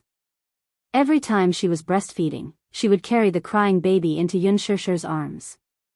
The little guy would almost instinctively burrow into her arms, accurately suckle his target, and then suckle hard. Yu said that she had seen a piglet sucking milk under an old sow's stomach on television. It was just like this. Although they did look alike. However, Wuxia was the first to disagree. Who are you calling a piggy? Who's the old sow? Yu smiled apologetically and turned to leave. This brat deserves a beating. Wuxia immediately coaxed her, don't listen to him, you're not an old sow. She had originally thought that it was just a child's babble, but this man explained it seriously and even coaxed her. The more she listened, the more uncomfortable she felt. When she was breastfeeding, he was watching from the side. He was completely focused and did not take his eyes off her.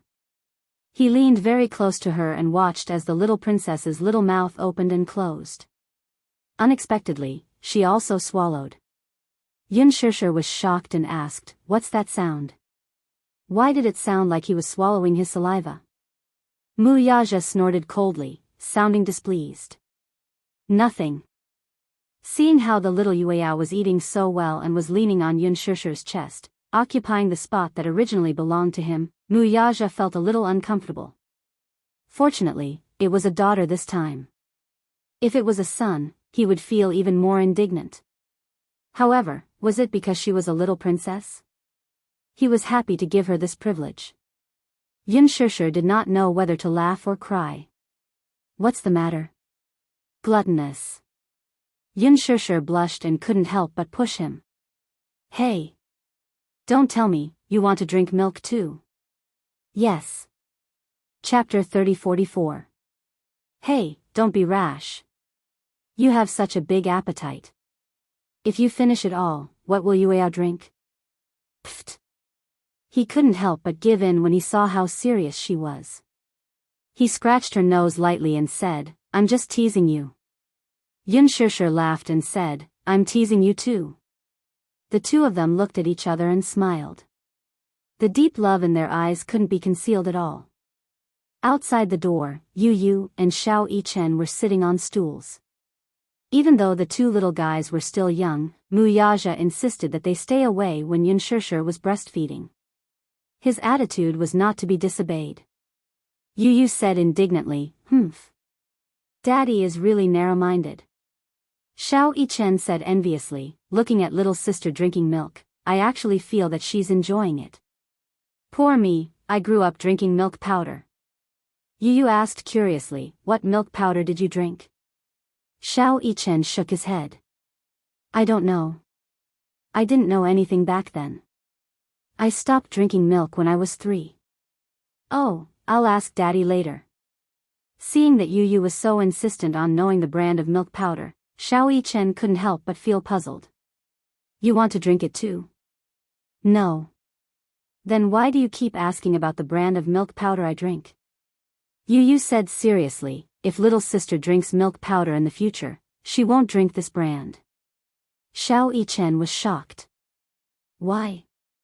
I suspect that you're so stupid because you drank this brand of milk powder. Xiao Yichen was once again struck by Yu Yu's venomous tongue. He slumped into the chair, unable to get up. However, after spending so much time together, Xiao Yichen was already used to Yu Yu's venomous tongue. He ignored Yu Yu and clenched his little fists tightly as though he was making a vow. He encouraged himself and said, "In the future, with a woman in our family, I must become stronger. Only then can I protect mommy and my beloved sister." Yu Yu said, "You just have to be smarter. Don't drag your sister down when the time comes." Xiao Yichen felt wronged and said, "Yu Yu, my heart hurts when you talk about your brother like that. Since you know that your brother is the oldest, it'll be embarrassing if little sister crushes your IQ in the future." Yu Yu continued, "In the future, when little sister goes to school, she'll come to you with her homework. If you can't answer the questions correctly, little sister will despise you." Little Yichen hummed an acknowledgement before saying, "Don't I have you? In the future, if little sister has a problem, she'll come to you. What about you?" Yu Yu looked at him with disdain. "Me?" Xiao Yichen smiled proudly. "If anyone dares to bully little sister in the future, I'll let them have a taste of my fists. Violent maniac. What else can I do?" Xiao Yichen put his hands on his hips indignantly. "If little sister gets bullied outside, do you think she can rely on your fancy martial arts skills?" Yu Yu blushed guiltily. Indeed, his fists and kicks were no match for Xiao Yichen's. He didn't know where Xiao Yichen got his strange strength from. After feeding Yueyao, little Yueyao settled down. Mu Yaja opened the door and let the two little guys into the room. Yu Yu ran to the bedside excitedly. He straightened his neck and said, "Mommy, mommy. I want to hug little sister." However, Mu Yaja said, "No." Chapter 30:45. When Yu Yu heard this, she pouted and said unwillingly, "Why? What if your arm can't hold little sister and she falls?" Xiao Yichen came over and opened his arms. "Mommy, let me hold her. I'll hold her properly and not let her fall." Mu Yaja groaned but did not reject him. Yun Shishir also trusted him. He was taller than Yu Yu and would definitely be able to hold the little princess steadily. However, she was still a little worried and asked, "Do you know how to hold her?" Xiao Yichen nodded vigorously. Yes. The confinement nanny taught me. I learned it very seriously. The way to hold a child was also very particular. If the position was not right, the child would feel uncomfortable and cry loudly. Moreover, the bones of newborn babies were very soft. If one was not careful, it was possible to hurt the baby. Yun Shishir reminded him, "Then you must be gentle and be careful." Okay. Xiao Yichen immediately walked over and took little sister from Yun Shishir's arms with a sincere expression. Yu Yu stared at them from the side. When she saw that Xiao Yichen could be held but she was not allowed to, she couldn't help but feel a little jealous. Biased. Daddy is biased. Mommy is biased too. He crossed his arms and sulked. He turned his head away and ignored them. Yun Shishir smiled helplessly. Then, she heard Xiao Yichen suddenly whisper, "Little sister opened her eyes. She's looking at me." When Yu Yu heard this, her anger immediately dissipated. She quickly went over and saw that the little princess, who was in Xiao Yichen's arms, had suddenly opened her eyes. She had a pair of big, clear eyes.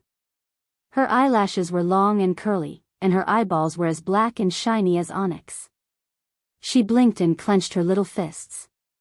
As she looked at Xiao Yichen, the corners of her eyes curved. Her cherry lips parted and revealed a bright smile. When Yu Yu saw this, her heart almost melted. Her face flushed red and she wished she could snatch little Yueyao into her arms and hug her properly. However, this was just a thought. Yun Shishir suddenly said, "Does this child really like to cry? I saw other babies cry in the middle of the night after they were born. But little Yueyao only cries when she's hungry." When the confinement nanny changed her diaper, she was also surprised.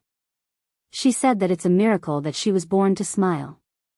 Mu Yaja said, "Little Yueyao Yu Yu. Little Chen doted on her and carefully hugged her. However, to his surprise, little Yueyao reached out a chubby little paw and suddenly grabbed his collar. He did not know where she got her strength from, but she held on tightly. With a tug, her two little feet suddenly kicked as if she was excited. Yu Yu's face flushed red when he saw how adorable little Yueyao was. He clamored for a hug and turned his head to plead, "Daddy, can't you let me hug her? I'll sit on the bed and hug little Yueyao carefully. She won't fall." When Muyaja saw that he really wanted to hug little Yueyao, he nodded and said, "Okay." Thus, Yu Yu excitedly took little Yueyao from Xiao Yichen's arms. He had learned how to carry babies from the confinement nanny, and he had learned it together with Xiao Yichen. This was the first time he carried little Yueyao in his arms. She was so small and soft that he could not bear to use his strength. Chapter 3046. When little Yueyao saw him, she was also curious. She widened her eyes slightly and looked at him curiously. Yu Yu gazed at her tenderly, his heart filled with tenderness. He had been looking forward to this little thing for a long time. He had always dreamed of having a younger sister and had been looking forward to it for a long time. He also had high hopes for Muyaja. Fortunately, his daddy had not let him down and had not made him wait for too long. His younger sister had been born for more than a week. Because she was sleeping most of the time, he rarely saw her open her eyes. Especially when she was smiling with her eyes open, it was very rare. Once, he heard his daddy mention that his younger sister loved to smile. When she smiled, her eyes would curve like two crescent moons. He was even more curious, but he never had the chance to see it. Even though his health was not good and he needed to rest recently and couldn't run much, he couldn't bear to go home when his younger sister was in the hospital. Every time he reluctantly went home and lay in bed, the image of his younger sister's young face would always appear in his mind. His heart felt so full, as if there was nothing filling it up. There was a voice that kept repeating, "Yu Yu, you finally have a younger sister. From now on, you must be the best brother in the world. Let your younger sister be the happiest sister in the world." When Yin Shishir was pregnant, he and Xiao Yichen wrote in their diary seriously, looking forward to their younger sister's arrival day and night. When Jiangli came to visit Yin Shishir, she deliberately teased him and said, "When you have a younger sister in the future, Daddy and Mommy will dote on her. They won't dote on you anymore." Now that the two-child policy was fully open, every family could have a second child.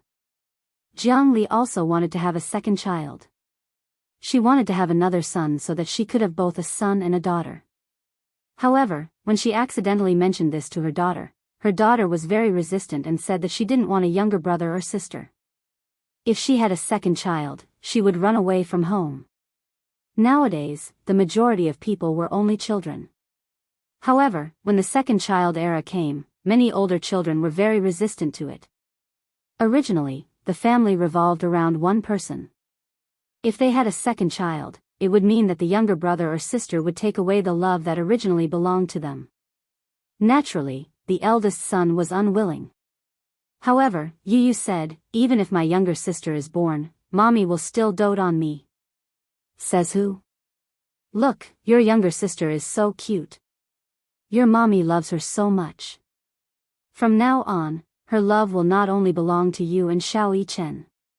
When Yu Yu heard this, he smiled and said, "If it's a younger sister, it's okay." He lowered his head and looked at the crib. His heart seemed to be filled with tenderness as he looked at the little life dotingly. He said softly, "If it's a little sister, it's okay to share all the love that Mommy has for me with her. I will also pamper her and grow up with her." Jiangli looked at him in surprise, only to see the gentleness in his eyes. He was so touched by this child. She said to Yin Shishir, "Shishir, you're so lucky to have these two considerate kids. And I'm so jealous of you." Yin Shishir was also very touched. She had asked Yu Yu in private if he would be jealous if they revolved around their younger sister in the future. Chapter 3047. Yin Shishir's heart was filled with warmth when she heard these words. At that moment, Yu Yu hugged his little sister. His heart was filled with emotions. Ever since his little sister was born, there had been constant changes. Even though these changes were minimal, in Yu Yu's eyes, they were huge changes. Now, she was gradually growing up. He lowered his head and sniffed gently. The little one had a milky fragrance that was unique to babies. How fragrant. Could it be that he was like this when he was young? Yu Yu was thinking about it. However, the moment he lowered his head, little Yueyao's nose suddenly wrinkled. Her beautiful eyebrows were tightly knitted together. A storm was brewing. Xiao Yichen noticed that something was wrong with her expression and exclaimed. In the next second, little Yueyao suddenly opened her mouth, straightened her throat, and started crying. Wah, wah wah, Yu Yu was startled by her crying. He looked at her, not knowing what to do. He didn't know why this little one was crying all of a sudden. Daddy. Why is little sister crying? Mu Yaja walked over nervously. When he saw little Yueyao crying at the top of her lungs and her little face flushed red, he thought that she was feeling unwell. He was also puzzled. He asked, could she be hungry? Yun Shishir said strangely, she just breastfed. Why would she be hungry again? Xiao Yichen said, could it be that it's time to change the diaper? The confinement nanny said that if little sister pees, she will feel uncomfortable and cry. Mu Yaja placed little Yueyao on the bed. He took off the diaper and took a look. Her tender little butt was clean. Xiao Yichen took a look and smiled. Has Daddy been changing little sister's diaper all this time? I see that Daddy's movements are very practiced. Yun Shishir said, your daddy only changes little sister's diaper occasionally. The confinement nanny is usually in charge. I think he's very skilled. Little Yueyao was still crying non-stop. Mu Yaja held him in his arms and tried all sorts of ways to coax him. He gently patted him, but the little guy didn't seem to give him any face. His little face was still wrinkled, as if he had been greatly wronged, and he cried even harder. Xiao Yichen walked over and said obediently, let me sing for little sister.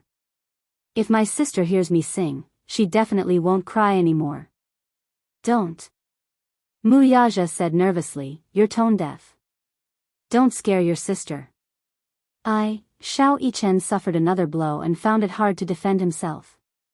Why was Daddy the same as Yu Yu? They always liked to attack him. He was so sad. Just as Xiao Yichen and Yu Yu were feeling dejected, they heard Yun Shishir say, it's probably because little sister recognized him. After all, this is your first time hugging her. Xiao Yichen immediately said, little sister won't cry when she's in my arms. Could it be that Yu Yu didn't hug her properly? How is that possible? Yu Yu was a little uneasy. He didn't know what was going on. Little sister was originally fine in his arms, but she suddenly started crying. He was a little worried.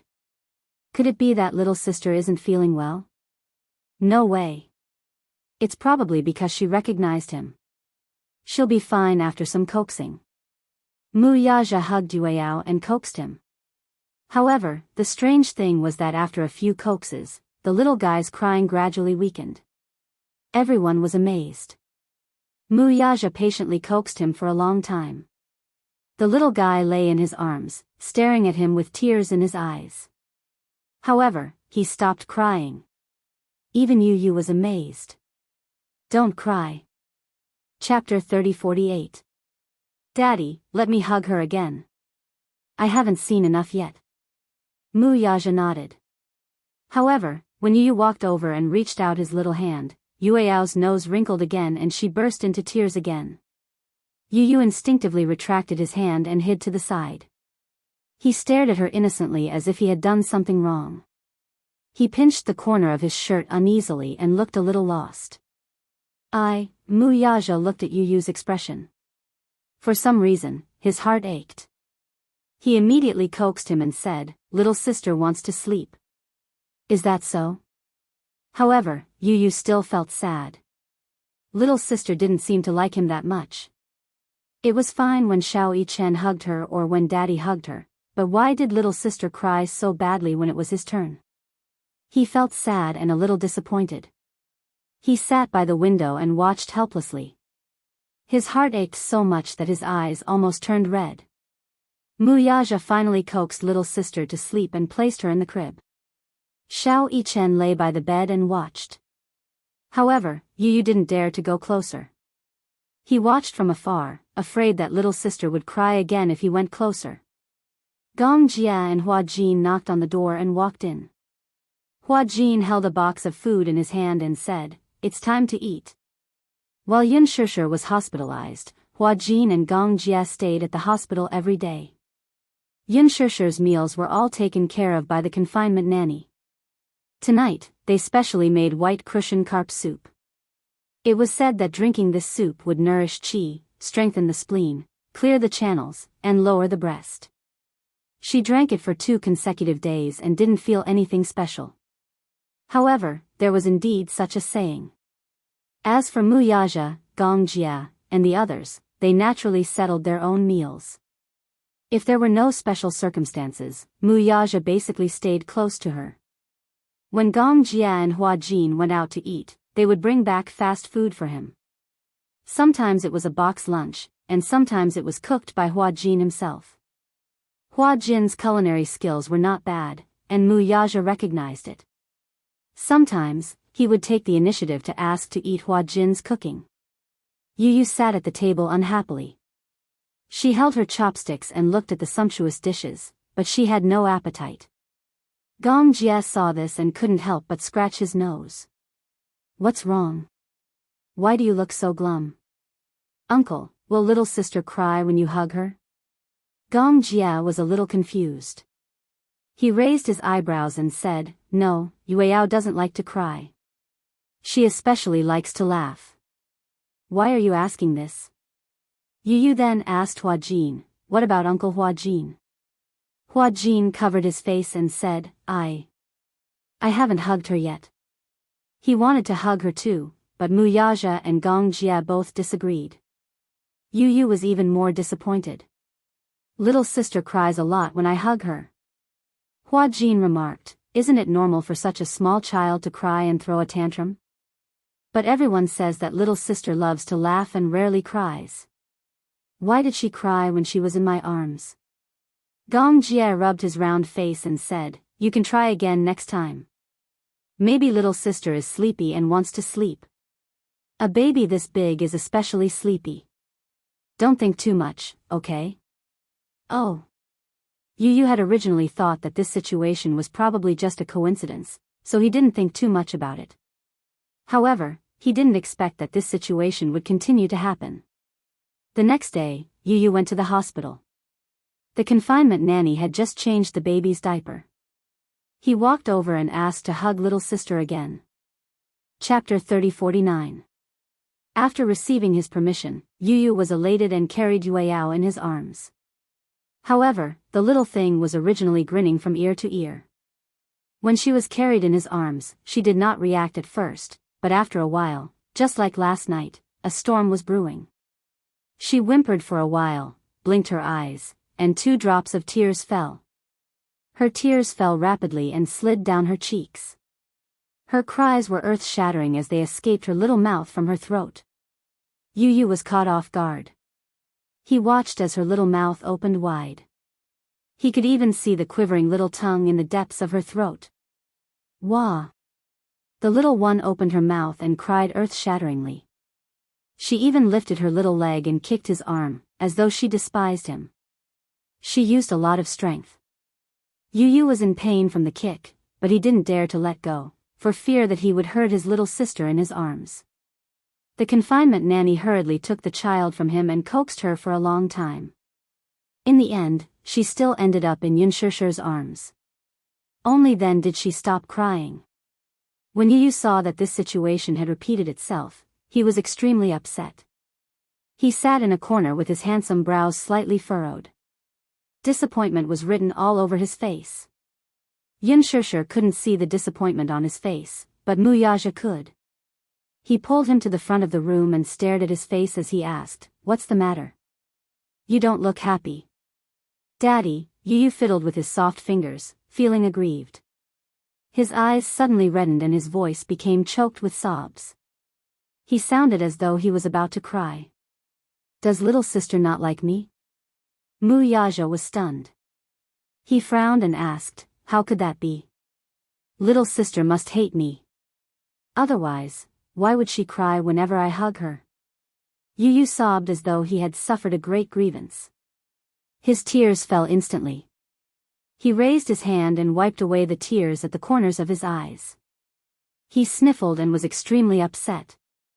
He rarely cried, and even more rarely showed such a helpless and flustered expression.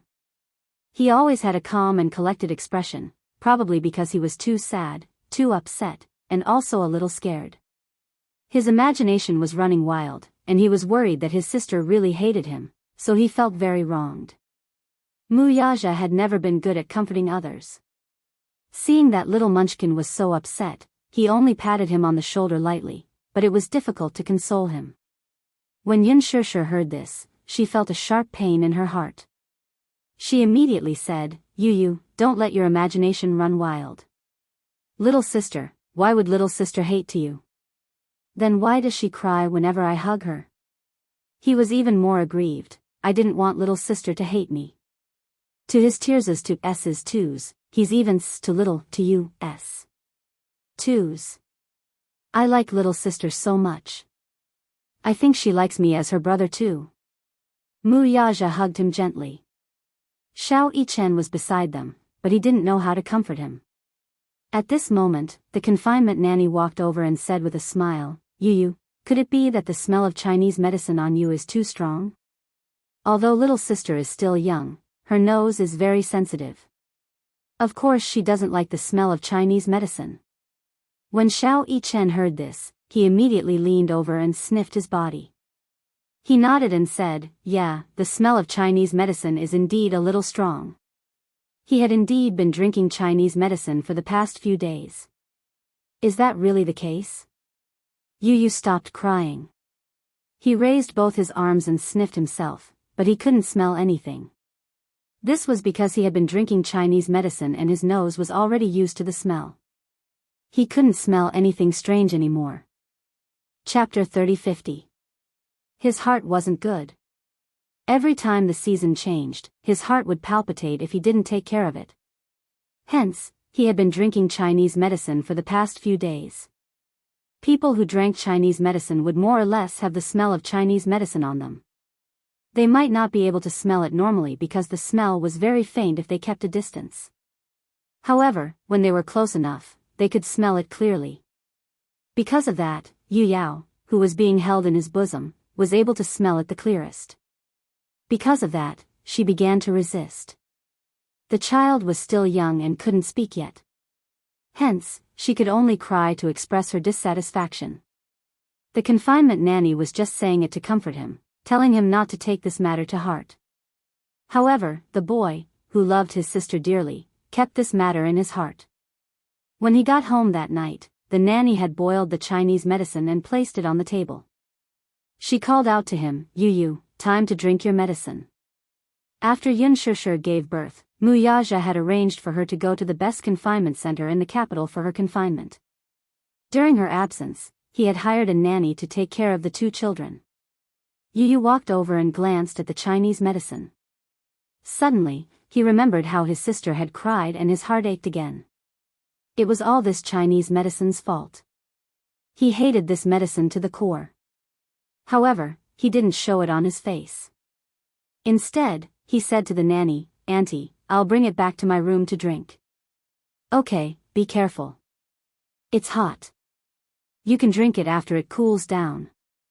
Okay. Yu Yu picked up the bowl and walked back to his room.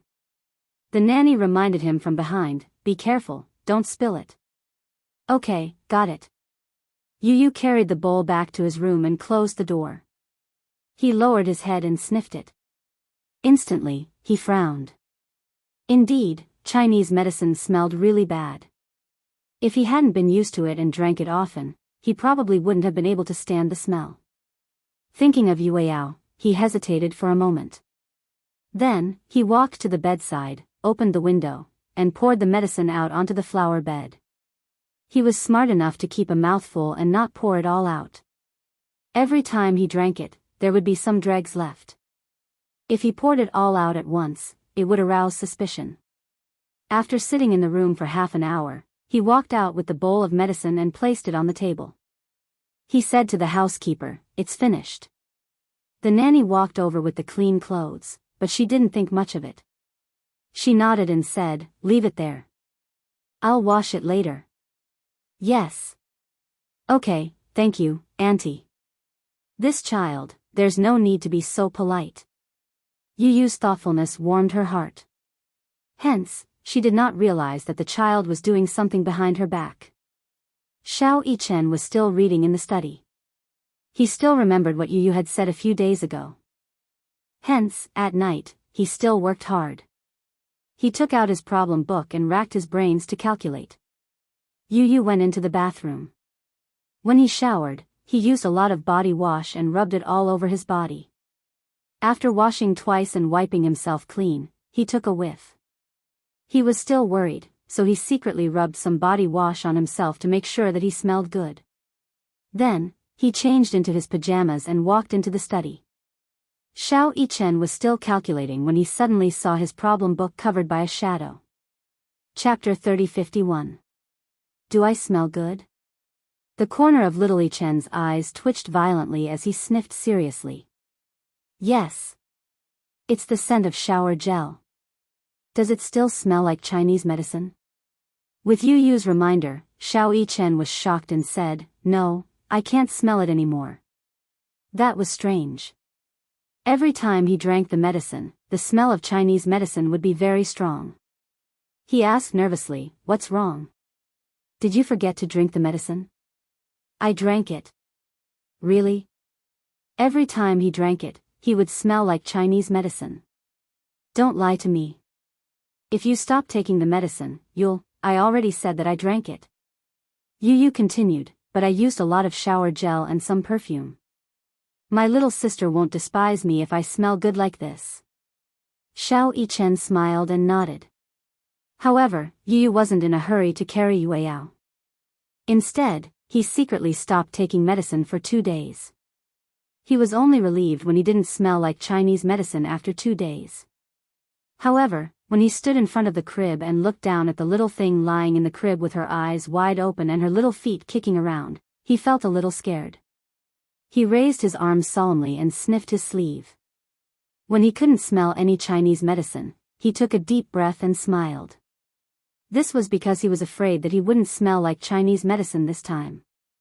At this time, the reason why he resisted the smell of Chinese medicine would no longer be valid. What if his little sister cried again? Then she would really hate him. He was afraid that his little sister wouldn't like him. Xiao Yichen encouraged him, "Yu Yu, what are you waiting for? Didn't you say that you wanted to carry your little sister?" Yu Yu felt uneasy and hesitated for a long time. Then, he carefully carried Yueyao in his arms. Yu Yu looked at the little girl in his arms. She was sucking on her thumb and looking at him with a pair of curious eyes. Yu Yu's heartbeat suddenly quickened. He was worried that she would cry in the next second. Mu Yaja looked at him from the side. He saw Yu Yu hugging Yueyao with a solemn and sincere expression. It was as if the person in his arms was a holy little angel that no one could blaspheme. She stared at him and he stared back at her. Yu Yu held his breath as she stared at him curiously. The little thing's eyebrows had yet to fully develop, and its face was still chubby. This was the real baby fat. Its eyelids were slightly swollen, but its eyeballs were as black as agate. Yet, they exuded a lively aura, as if they were the purest spring water in the world. Just as he was feeling extremely nervous, he saw the little thing in his arms smiling at him. Its round eyes curved into 2 small crescent moons. Its childish smile was soundless, but it could melt one's heart.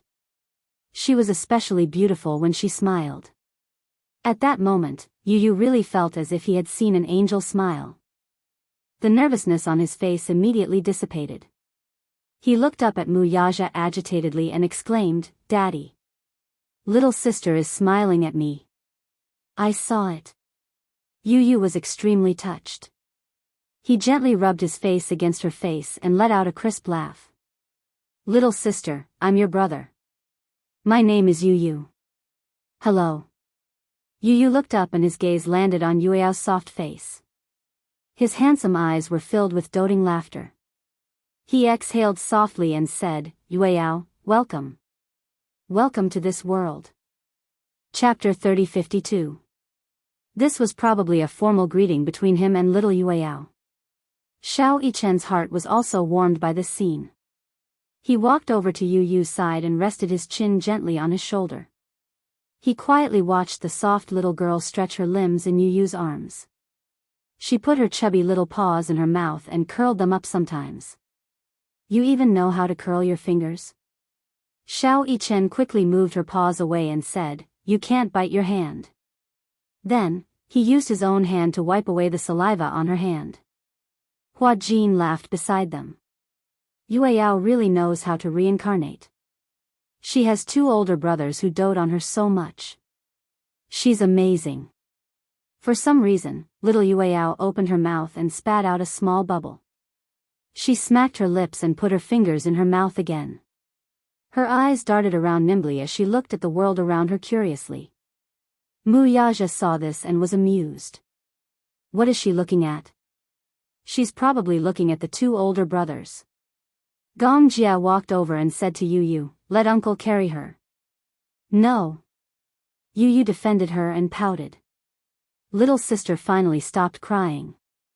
Let me carry her for a while longer. Gong Jia frowned as well. I haven't been able to carry her for the past few days. Little Yueyao wants to see uncle too.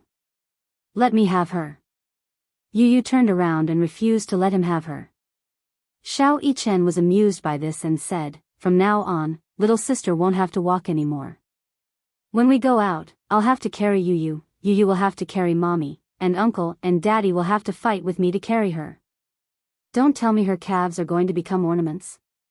Yun Shishir leaned on the bed and said with a smile, All right. Stop messing around with her. Give her to me. It's time to feed her. When Mu Yaja heard this, he hurriedly stood up and carried the child into her arms. Then, he turned around and looked around meaningfully. Everyone received his gaze and tactfully walked out of the door. Only after everyone had left did she lift her clothes to feed her nipple. While the baby was suckling, Mu Yaja sat by the bed and looked around. Suddenly, he said, This baby's eyes are like yours. How can you tell? I can tell just by looking at the outline of his eyes. Mu Yaja gently pinched her cheeks, not daring to use too much force. It was just a symbolic touch, and it felt as smooth as milk. He added, Someone like you will definitely be a beauty when you grow up. Didn't they say that daughters look a little like their fathers? He still couldn't tell right now, so he couldn't rush to a conclusion. I think that if a daughter looks like you, she'll be even prettier. Mu Yaja looked at her, his heart filled with infinite tenderness. It was a little different from when he held Mu Yichen in his arms when he was born. At that time, he hadn't experienced her pregnancy, and he hadn't been by her side to guard her and accompany her through all those joys and sorrows. He hadn't been in the delivery room to witness the arrival of life with his own eyes. Hence, when Mu Yichen was carried into his arms, he looked at him and exclaimed in his heart, Oh! This is my son. However, although he was happy, he wasn't deeply moved. As Xiao Yichen grew up, he didn't know how to play the role of a father. He only knew that he couldn't spoil him too much. Otherwise, he would spoil him too much and that wouldn't be good. Chapter 3053. Therefore, he was strict with his son. That was his education philosophy. Xiao Yichen had once been in awe of him. However, when he was with her, the fatherly instinct in him seemed to have finally awakened. He also knew that if he doted on the child properly, the child would not be spoiled. Especially when she was preparing for labor, he deeply understood that it was not easy for a little life to come into being. The process in between was mixed with pain and happiness, as well as the anxiety of waiting. Therefore, when he looked at little Yueyao, he was no longer the ignorant father from 8 years ago. He was a mature and steady father. If one were to say that Yun Shishir's appearance had changed him, for he had always been arrogant and insufferably arrogant. However, she had gently ground away his sharpness and edges, turning him into a man who knew how to love. In that case, Yao's appearance had instilled boundless tenderness into his heart, allowing him to become an even gentler father. When he looked at her, she looked at him too. He suddenly had a feeling in his heart. For her, everything was worth it. He wanted to give her the best things in the world. This feeling might have something to do with the special relationship between father and daughter. Why else would people say that daughters were their father's lovers in their previous lives? With such a special fate, Mu Yaja's love for Yueyao was even more indescribable. He loved her deeply and wanted to take good care of her. Some children's hair was not thick when they were born. However, little Yueyao had thick black hair, long eyelashes, and fair but healthy skin. When Xianxia was pregnant, she paid attention to the balance of nutrition. In addition, her and Mu Yaja's genes were not bad. No matter how they gave birth, the child would be good-looking. Therefore, when the nurse carried the child for the injection, the other nurses saw it and were extremely envious. With their rich experience, they could tell at a glance that this child would definitely be a beauty when she grew up. When little Yueyao was given an injection, she attracted a lot of attention. Even the directors of the obstetrics and gynecology department came out when they heard the news. When the child was brought back, the nurse said with relish, "Didn't you see those doctors fighting to carry her? I didn't even let them. They said that this little princess can't recognize people and would cry if she were to be carried by anyone. They all said how regretful they were. Then they all said that this child would definitely be very good-looking when she grows up." When Mu Yaja heard this, he raised his eyebrows and said, "Don't you know whose daughter she is?" There was a hint of smugness in his words. He was showing off. The nurse said to Xianxia, "Xianxia, you're so lucky.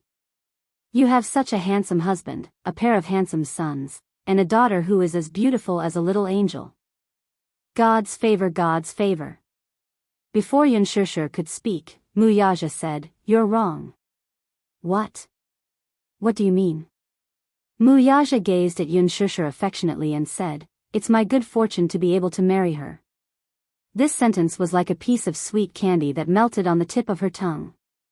The nurse was even more envious and couldn't help but say, "You two are so loving." With that, she left. After she left, only the two of them were left in the room. Little Yueyao was asleep, while Gong Jia and the others brought Yu Yu and Xiao Chen to Leji Holdings to do some shopping. Chapter 3054. Yu Yu waved his hand and said that he was going to buy clothes, toys and teething sticks for his sister. Gong Jia wanted to see the little princess more, but in the end, he was dragged away by Yu Yu. Mu Yaja sneered in his heart. This son of his knew how to read people's faces. He knew that they had not enjoyed their time together for a long time. Recently, Leji had launched a new baby and baby counter. It was said that Yu Yu had suggested it when Xianxia was pregnant. Leji had basically been taken over by Li Hanlin. Li Hanlin had been promoted to CEO of Leji and Yu Yu had retired behind the scenes. He did not want to waste time on other things. After Xianxia was pregnant, he decided to spend more time with his sister. To welcome his sister, he had especially urged Li Hanlin to develop the baby and baby market. After 8 months of preparation, Leji had launched the baby and baby counter. However, in recent days, there had been complaints from consumers that the baby and baby products in the counter were more targeted at baby girls. This was what Yu Yu had requested. This was one of his selfish reasons. When he had free time, he would scribble on a piece of paper and design some toys for his sister. The product development required some time, so he had to come up with the idea in advance. When his sister was old enough to play with toys, he wanted to let his sister play with the toys he had designed. Because of the birth of little Yueyao, he did not take care of the Daoist project. He threw the half-drawn blueprint aside and did not care about it anymore. Gong Jia did not care about it either. Even if he was ambitious about the Daoist project, it was not as important as his niece. Even if it was the Hurricane Group's affairs, Yu Yu had also kicked it aside. The room was quiet. Little Yueyao was sleeping soundly. Mu Yaja lay down on the bed and held her in his arms. She had been sleeping quietly, but was disturbed by his actions. She frowned and felt his hot breath on her cheeks. The next moment, the man lowered his head and kissed her lips. It felt like he hadn't kissed her for a long time. He kissed her, but he didn't dare to take her any deeper. However, when their lips parted, Wuxia lowered his gaze and stared into her eyes. Her beautiful cheeks, which seemed to have been dyed with rouge, and her eyes seemed to be able to hook his soul. He actually could not bear to part with her just like that. Therefore, when she saw him coming up to her again, his large palm forcefully clasping the back of her neck, he almost didn't allow her to retreat even half an inch. The scorching deep kiss, conquering the city, swept through her mouth invasively. She softly snorted, her voice soft and delicate, and her body actually started to heat up slightly. His body also tensed up, and a familiar reaction occurred in a certain part of his body. He instinctively did not want to be restricted to just one kiss. He wanted to have more of her, to a greater extent. Their lips tangled together and their breathing gradually quickened. He stared at her, she closed her eyes, but even if she couldn't see, the burning in the man's eyes was self-evident.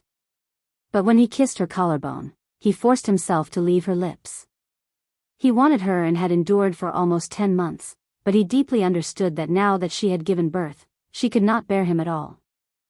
Chapter 30:55. Hubby, it's been hard on you. She was pregnant and it had been hard on her, but it wasn't easy for him either. She had clearly seen how much he had sacrificed for the past 10 months. His forbearance, his tolerance, his care, and his companionship. She could see from every detail that he had sacrificed no less than she had. If their identities could really be swapped, this proud man would also be willing to bear the pain of childbirth for her. Especially during that period when she was extremely depressed, it was also him who had taken her step by step away from that swamp. She suddenly said, "Actually, there's something that I'm really troubled about." Wuxia stroked her silky hair and raised his eyebrows. What is it? She pondered for a moment and hesitated for a long time before deciding to tell him about it. Don't you think that we've always done a good job with pregnancy prevention? Wuxia's eyelids twitched fiercely. Very quickly, he knew what she was puzzled about. But how did you get pregnant? Xianxia was still puzzled. I remember that I've always been taking long-acting contraceptives. Could it be that the contraceptives are useless? Contraceptives aren't anything good. Taking too many of them is bad for your health. Don't take them again in the future. He didn't answer her question but deliberately changed the topic. Xianxia's thoughts weren't led away by him. She was still troubled by this topic. We've done a good job with contraceptives. Not only do I take pills, but you also wear condoms sometimes. Logically speaking, it's impossible to get pregnant. Wuxia was a little hesitant to tell her the truth. The reason why the contraceptives had failed was because he had unscrupulously replaced her contraceptives with folic acid. There wasn't much difference between the two types of pills after removing the packaging. She wouldn't necessarily study such small pills in detail. However, he was worried that if she found out that it was his private actions that had caused her to get pregnant, she would be unhappy. After all, this was considered going against her wishes. His sneaky actions didn't seem very honorable. Thus, he probed her. Don't you like your daughter? I like her. Of course I like her. I like her a lot. Xianxia was annoyed by him. What are you talking about? How could I not love my own daughter? After all, it was my own flesh and blood. It was just that I hadn't planned to get pregnant back then, so this child came unexpectedly. However, Wuxia was born, so I felt that I was lucky. It was a blessing to have both a son and a daughter. You've hit the nail on the head. If you say it's a daughter, then you're really pregnant with a daughter. Wuxia suddenly fell silent. Xianxia added, this can be considered a beautiful accident. Actually, Wuxia said, I've always wanted a daughter. Yes. But this time, even if you are pregnant with a son, I will still love him very much. So. After some deliberation, he said, I had previously replaced your birth control pills with folic acid, so Wuxia's arrival was both within my expectations and beyond my expectations. Because I never thought that my wish would be fulfilled. The heavens have blessed me and fulfilled my wish. Yin Shishir was stunned for half a second, but there wasn't much change in her expression. She only curved her lips. He thought that she was going to sulk, so he asked a little strangely, "Aren't you angry?" Huh. Chapter 3056. About the replacement of the birth control pills. Yin Shishir shook her head. At first, I thought that the birth control pills had failed. After all, the success rate of birth control pills is limited, so I didn't think much of it. Later, I looked through the medicine box and realized that the pills in it were different from the ones I used to take. I only suspected it, but I didn't expect that you were the one who secretly switched the folic acid pills. Wuxia smiled. It's good that you're not angry. Why should I be angry? Only my man can think of such a wise decision. Secretly switching the birth control pills with folic acid, this method is very like your style. Amazing. But I don't mean to blame you. It's just that with Yueyao, I really don't want to have any more children. It's not because of the body, but because I don't want my love to be divided into too many parts. Yin Shishir snuggled into his arms and said gently, with you, Yu, Xiaoi Chen, and now Yueyao, I feel that I'm the happiest woman in the world. I don't want anything else, I just want all of you to be safe and happy. That's enough. I don't want you to have any more children either. Wuxia said, I didn't experience it before, but now that I've accompanied you through childbirth, I feel that giving birth is really too much for a woman. I'm very satisfied with having 3 children. Yin Shishir nodded. Then we have to take care of the birth control measures in the future. Otherwise, if another beautiful accident happens, I don't know whether to laugh or cry. Then, if I become a high-risk pregnant woman, I'll really suffer. It's not good to take too many birth control pills. If you wear a condom, it won't be 100% successful. How about I go for a vasectomy when I've recovered a little? Yin Shishir said with a smile. Wuxia was stunned and frowned. No. A vasectomy is just a small operation. It will also prevent a lot of unnecessary trouble. Since they were discussing this topic, Yin Shishir also wanted to talk to him about it. Hubby, you know me. In this life, I've decided on you. I don't want anyone else but you. Therefore, this reproductive function can be removed from my life. In my life, I will only have these 3 children. There will be no other children. Since there's a chance that something might go wrong with contraception, why don't we avoid it completely? I heard that ligation is not good for women's health. Since we're talking about this topic, I might as well tell you my decision. What decision? Wuxia said solemnly, I plan to have a sterilization operation. What? Yin Shishir was a little surprised. This man actually told her personally that he was going to undergo sterilization surgery. What did this mean? This meant that he would be permanently infertile. In fact, sterilization surgeries were mostly performed by men in Europe and America. This was because sterilization surgeries for men were relatively less risky. They could recover in a very short period of time. Basically, they could return to work right after the surgery without any side effects. A few days after Wuxia gave birth, the doctor asked him if he would consider having Yin Shishir undergo a vasectomy operation since they already had 3 children. It was the first time he had heard of this term and he was a little puzzled. Hence, he asked around to find out what a vasectomy operation was. Chapter 3057. The doctor explained that both men and women could undergo ligation surgery. However, male sterilization was less risky, and the chances of complications would be greatly reduced. Moreover, the failure rate was extremely low, so there was basically no need to worry about the consequences. If a woman underwent ligation, she would have to face the risk of an ectopic pregnancy. For example, an ectopic pregnancy. If it lasted for a long time, it would affect her health, causing inflammation and infection. In that case, it would need to be removed and reoperated. However, in such an environment in the country, most men were very resistant to such surgery. This might have something to do with the deep-rooted patriarchal society that remained in the bones of the men in the country. They felt that such surgery was the greatest blasphemy to a man's face. Most men felt that a man bearing the responsibility of contraception meant that his status was degraded. Moreover, fertility was seen as the core of many men's identity. Sterilization was misunderstood as male castration. Many men even thought that if they were to one day achieve meteoric success and divorce their wives, then they would no longer be able to have children of their own. Many people did not want to give up this path of retreat. In addition, many men treated women as their personal belongings. This was because this kind of respect was hard to show. After all, carrying on the family line was the most important task of men in society. However, Wuxia felt that if the slightest risk appeared on her, then he had to put an end to it. He was determined to put an end to it. How could he let his woman take such a risk? Even if it was only 0.1%, he was determined not to do it. Moreover, he had no worries at all because this woman, this great woman, had already fulfilled his greatest wish by giving him a daughter.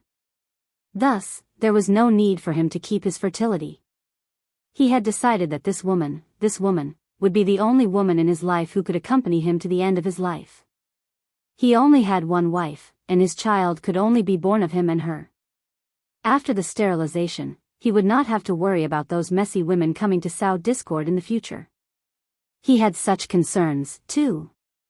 After all, regardless of whether he was married or not, there were still many women who coveted his life. There was no guarantee that another woman like Xianxia would appear and use despicable means. However, after he was sterilized, he would no longer have such concerns. When that time came, if another woman came to him and said that she was pregnant with his child, then this stupid wife of his would have the confidence to give her a tight slap. The doctor had also explained to him that if a man underwent sterilization, a very small incision would be made to remove the vas deferens and cut it into segments. This surgery might sound scary. However, in his opinion, a woman's sterilization surgery was even more inhumane. For a woman to undergo sterilization, she had to cut her abdomen open and the fallopian tubes on both sides were more than 10 centimeters apart. He rejected it right away. However, in bed, he did not like to wear condoms. He always felt that it was not very comfortable. Moreover, in a certain aspect, he was very sensitive. Therefore, this feeling of discomfort was infinitely magnified. In the past, he did not wear condoms because he hoped to have another daughter. Now that he had a son and a daughter, he could not bear to see her go through childbirth again. He thought that since he did not like to wear condoms, then he would sterilize her. Chapter 3058. However, Xianxia couldn't bear it. She felt that his sacrifice was too heavy. However, her worries were nothing in Wuxia's eyes. After all, women were the carriers of new life. They had to menstruate every month, and this was already a huge burden. Pregnancy took 10 months. After giving birth, their figures would be out of shape and would take a long time to recover. They also had to consider confinement and breastfeeding. What about men? If they wanted children, they just had to be responsible for sowing the seeds. If they accidentally got pregnant, they just had to fork out the money. The woman would still be the one suffering. In this aspect, women were at too much of a disadvantage. Hence, he made this decision. He hugged her tightly and said, "I don't have to consider that our marriage won't last long, and I don't have to consider having children in the future. The risk of sterilization is small. This is my decision. I'm just informing you. It's not a discussion. As long as you know it, you don't have to say anything." His attitude was very firm. This was just a notification, not a discussion, and he didn't intend to ask for her opinion. When Xianxia heard this, she was extremely touched. This man was worried about her having to undergo a vasectomy. What was even more unexpected was that he had already made his decision long ago. However, such words were very much like his style. Perhaps, if she hadn't mentioned this, he would have hidden it from her and secretly done the surgery before mentioning it to her. He wasn't good with words and always gave silently. In his mind, he would give for someone willingly as long as it was worth it. However, giving was giving, and he wouldn't give for some purpose. He loved her. He only loved her. He loved her without reservation. It was just that pure. Xianxia was touched by his thoughtfulness and tolerance. She was even more touched by his love. She wrapped her arms around his shoulders, leaned forward and kissed him on the cheek. "Hubby. Thank you." Muyaja's lips curled into a smile. Just as he was about to kiss her on the lips, the door to the ward was suddenly pushed open. He looked up sharply and saw Gong Jia standing at the door. He looked a little embarrassed when he saw this ambiguous scene. Behind him, Hua Jin was blocked outside the door by his Gong Jia. Seeing that he was in a daze, he pushed him on the shoulder and said, "Why aren't you going in?" Yu Yu and Xiao Yichen poked their heads in from both sides of his legs. They were surprised to see Muyaja and Xianxia hugging each other. Xiao Yichen said angrily, "Daddy. You're despicable. Did you purposely send us away so that you can enjoy some alone time with Mommy?" "Daddy is the most cunning," Yu Yu said. Muyaja glared at Gong Jia. "Why didn't you knock before coming in?" I didn't expect you guys to be so intimate. There's no sign on the door that says no entry." However, in his heart, he was thinking that this Muyaja had purposely sent him away so that he could dominate his sister. This was too much.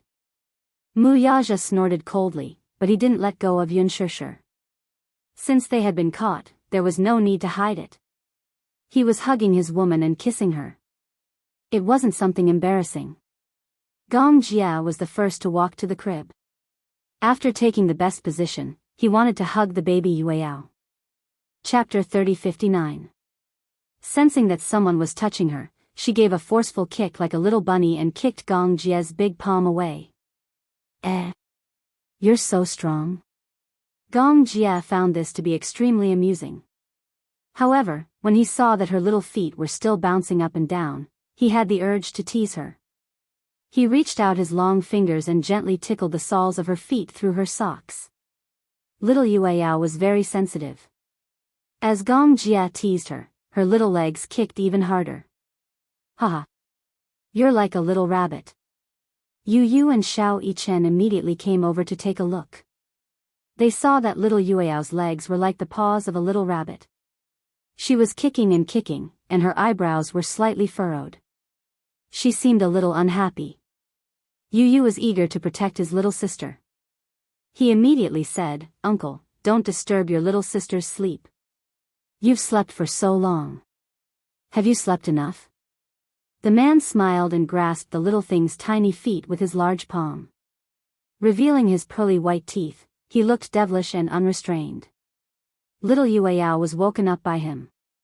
Her face was wrinkled, and she looked like she was going to cry again. When a child didn't sleep well, she would cry to vent her dissatisfaction. Gong Jia said, Oh. He calmly coaxed, "Don't make a fuss, don't make a fuss. Uncle will carry you. Uncle will dote on you." Yu Yu, who was standing at the side, could not help but burst into laughter. He felt that such an arrogant man like his uncle was carrying such a cute little thing in his arms. He was like an ordinary stay-at-home dad, coaxing his daughter with infinite tenderness. It was hard to imagine that this man was the most terrifying chief commander of Hurricane Group, Gong Jia. Wasn't the difference in their image a little too big? Yu Yu couldn't stop laughing. Gong Jia saw that he was laughing and said angrily, "What are you laughing about?" Yu Yu cleared his throat and smiled elegantly. "Nothing. I just feel that, uncle. Why are you so cute?" Gong Jia awkwardly moved his face away and snorted coldly, looking very arrogant. Muyaja turned around and said to her, "I'll prepare for the operation in the next 2 days. Don't worry. Isn't it too rushed?" "No, it's just a small operation. It doesn't require much effort and energy." Muyaja said to her again, "You just have to focus on your confinement and recuperate. You still have to prepare for the wedding." Wedding. How could I forget about this? Xianxia didn't know whether to laugh or cry. I was so focused on my little Yueyao that I forgot that someone still owes me a grand wedding. You may have forgotten, but I haven't. However, you'll have to wait until your eyes recover. Otherwise, how regretful will you be if you can't see how beautiful you look in your wedding dress? Yun Shishir was a little pessimistic. She said a little uneasily, I heard that cornea donors are not easy to come by, and we might not be able to seize the opportunity. I'm just worried that, by the time my eyes recover, Yueyao will have already grown up. Yu immediately said, Mommy is letting her imagination run wild again. With Daddy and Uncle around, Mommy doesn't have to worry for nothing. Everyone says that Yueyao is good looking, but unfortunately, I haven't seen it. Yun Shishir suddenly sighed. It's such a pity that my daughter has been born, but I can't take a good look at her. I wonder when I'll be able to see what she looks like. Chapter 3060. Little Yueyao, do you know? Mommy doesn't want to miss a single moment of your life. Hua Jin was sitting at the side. When he heard this, he couldn't help but look a little stunned. He suddenly stood up and instructed the nanny to take good care of Yun Shishir. Then, he walked to Muyaja's side and patted his shoulder gently. He pointed to the door, indicating that he had something to say to him. Muyaja nodded, got up, and walked out of the door with him. As if afraid that Yun Shishir would hear their conversation, Hua Jin walked to the balcony and stopped. Muyaja walked over and asked him, What's the matter? He asked, Shishir's eyes. Do you have a way to find a suitable donor? Muyaja saw the anxiety in his eyes and thought that this matter had been troubling him for a long time. He said, You don't have to worry. How can I not be worried? There's been no news for so long and there's no suitable donor. I'm waiting too. What if there's no news? Hua Jin was even more anxious now. Shishir wants to see little Yueyao, but it's already a luxury. My heart aches when I see her and I hope that she can have the operation as soon as possible. Muyaja frowned but remained silent for a long time. Seeing that he was silent, Hua Jin thought that he was also worried about this matter. He couldn't help but say softly, If you really can't find one, use mine. As soon as he said this, Muyaja was stunned. He was extremely shocked. Yours? Yeah.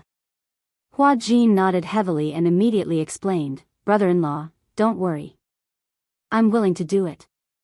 If Shishir can see it, I'm willing to give up my cornea. Also, you don't have to worry about me seeing it. I've asked the doctor and he said that even one cornea is fine. No. Muyaja felt that it was ridiculous. He didn't expect this guy to not only talk about it but also ask the doctor in advance. Hua Jin asked, Why not? Didn't the doctor tell you that a living person's cornea can't be removed? Hua Jin was stunned. He was indeed not clear about this matter. He only asked the doctor if it was possible to operate on a single cornea. The doctor's answer was yes. He thought that if there was really no donor, then he would use his own eye to exchange for Yun Shishir's eye. Brother-in-law, it shouldn't be a problem if you rely on your connections, right? I can sign the agreement. If it's voluntary, there won't be any disputes. Are you crazy? Muyaja scolded. If she finds out that she used your cornea, what do you want her to think? Of course I can't tell her. Hua Jin said firmly, Brother-in-law, I once promised Shishir that if one day she really can't see, I will be her eyes. Muyaja interrupted him, No means no. Brother-in-law. Hua Jin was a little angry. If I knew that you wouldn't agree, then I wouldn't have told you. I have a donor, Muyaja suddenly interrupted him. Hua Jin was shocked.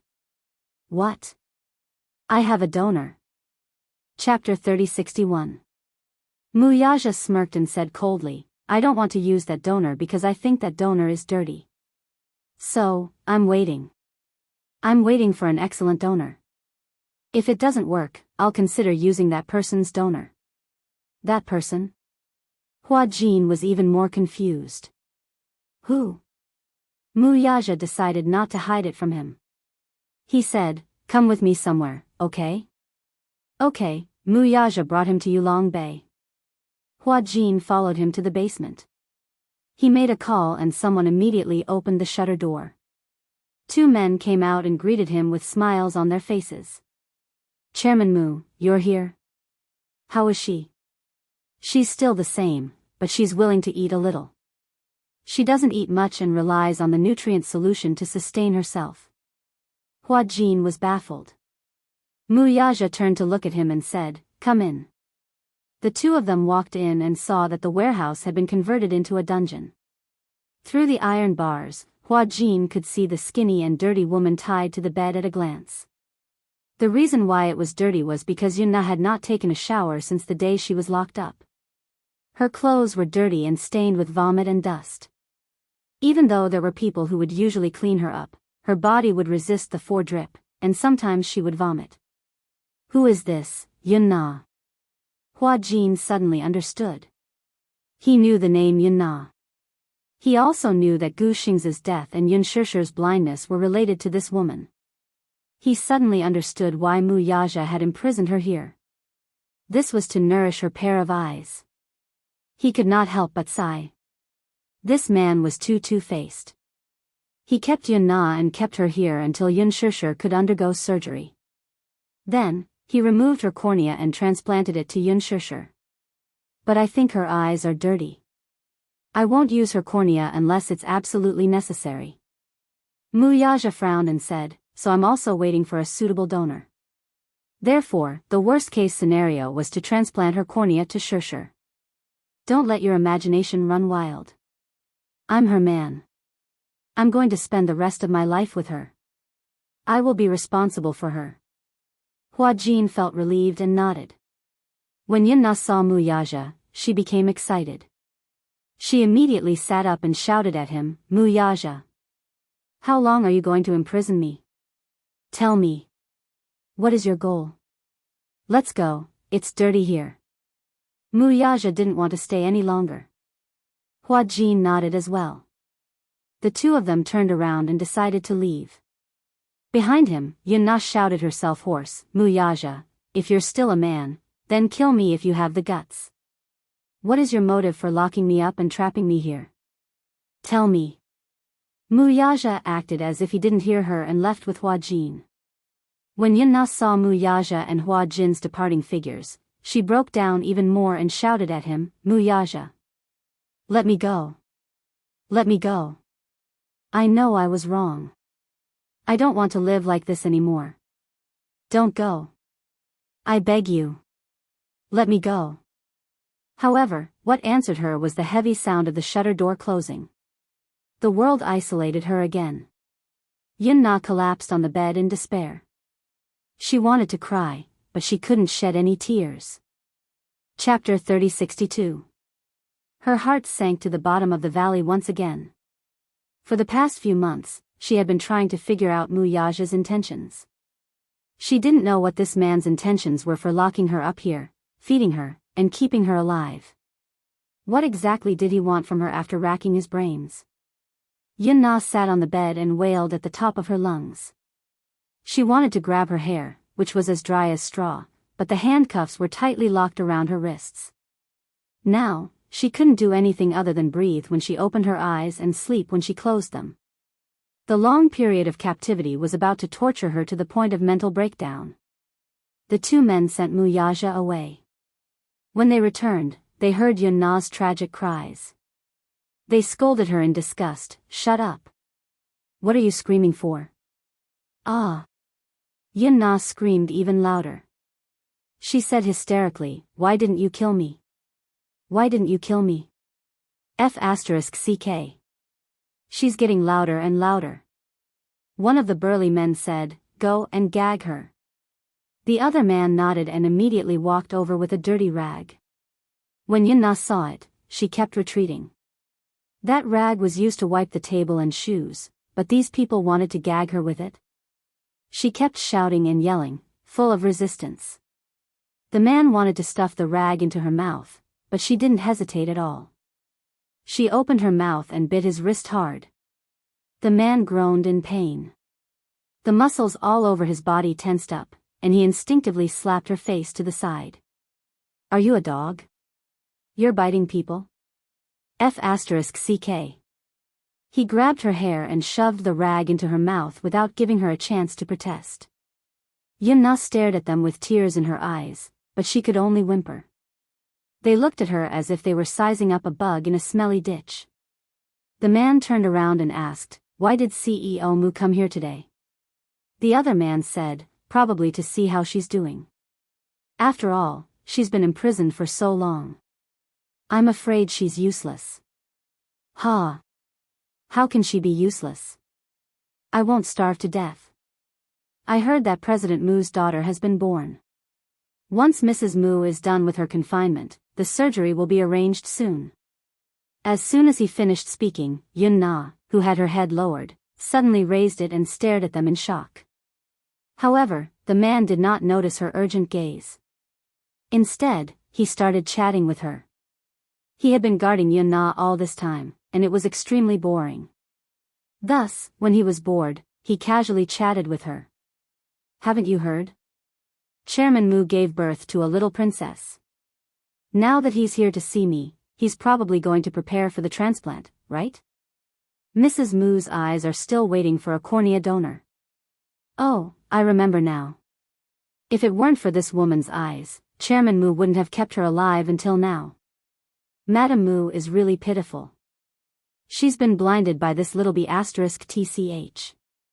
She must get revenge on her." "What?" Yun Na's eyes widened in anger as she listened, but she was so scared that she didn't even dare to breathe loudly. She held her breath and listened to their idle chatter. However, a man who had just arrived asked curiously, "Say, why didn't you perform the cornea transplant earlier?" Chapter 3063. The man sucked in a breath of cold air. "Cornea? Don't tell me he's going to remove the cornea from this woman's eyes while she's still alive? What else? Do you still pity her? This woman is very despicable. She brought this upon herself. Tisk, tsk. No. He can't do that." Yun Na suddenly leaned against the wall in fear. She couldn't believe that Mu Yaja would be so cruel. "What do you mean he can't do that?" b*tch, this is the debt you owe, and you should pay it back. If you knew this would happen, why did you do it in the first place? Tell me, your sister is Madame Mu. You can live a good life, but you have to commit such a sin. What's the point?" Yun Na's breathing suddenly quickened. She opened her mouth but couldn't say anything. It turned out that Mu Yaja kept her alive and didn't punish her or torture her because of her eyes. She finally understood. But she couldn't. She wasn't afraid of pain, but she couldn't accept it. Why? Why did he treat her like this? Did the heavens think that she hadn't been tortured enough? She could give her eyes to anyone but Yun Shishir. That name made her hate her to the core.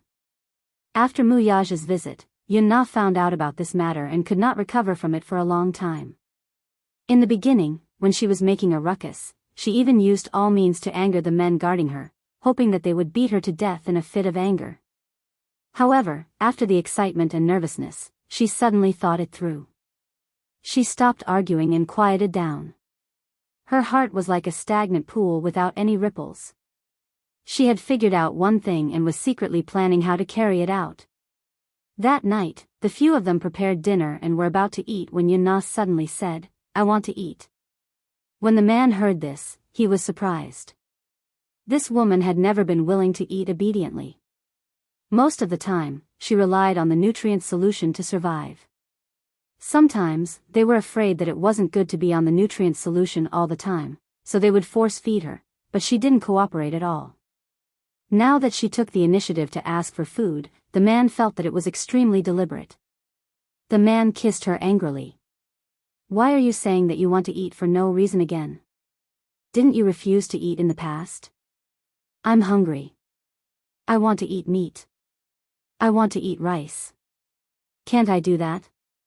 Yun Na was overbearing, and her gaze was fierce. When the man saw her attitude, he became even angrier. "You stinking woman, I'm talking to you properly. Why are you acting like a mad dog?" Yun Na sneered and said, "I want to eat. If you don't give it to me, then I won't eat."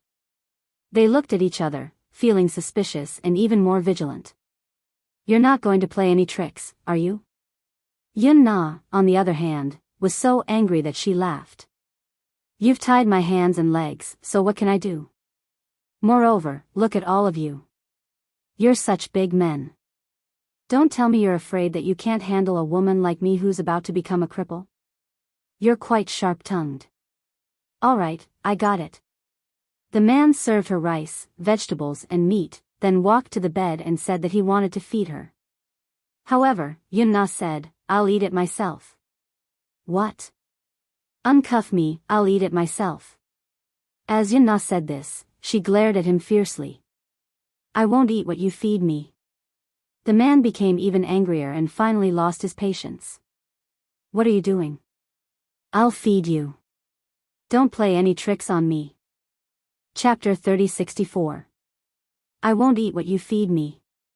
The man almost smashed his bowl as he asked angrily, Are you going to eat or not? Yun-na was still stubborn. I want to eat by myself. Why? Is this woman trying to escape? Yun-na was aggressive. Do you think I can escape? I don't have my handcuffs, but my ankles are still cuffed. Where can I escape to? When the man heard this, he uncuffed her with suspicion, but his face was still a little wary. With a click, the handcuffs were uncuffed.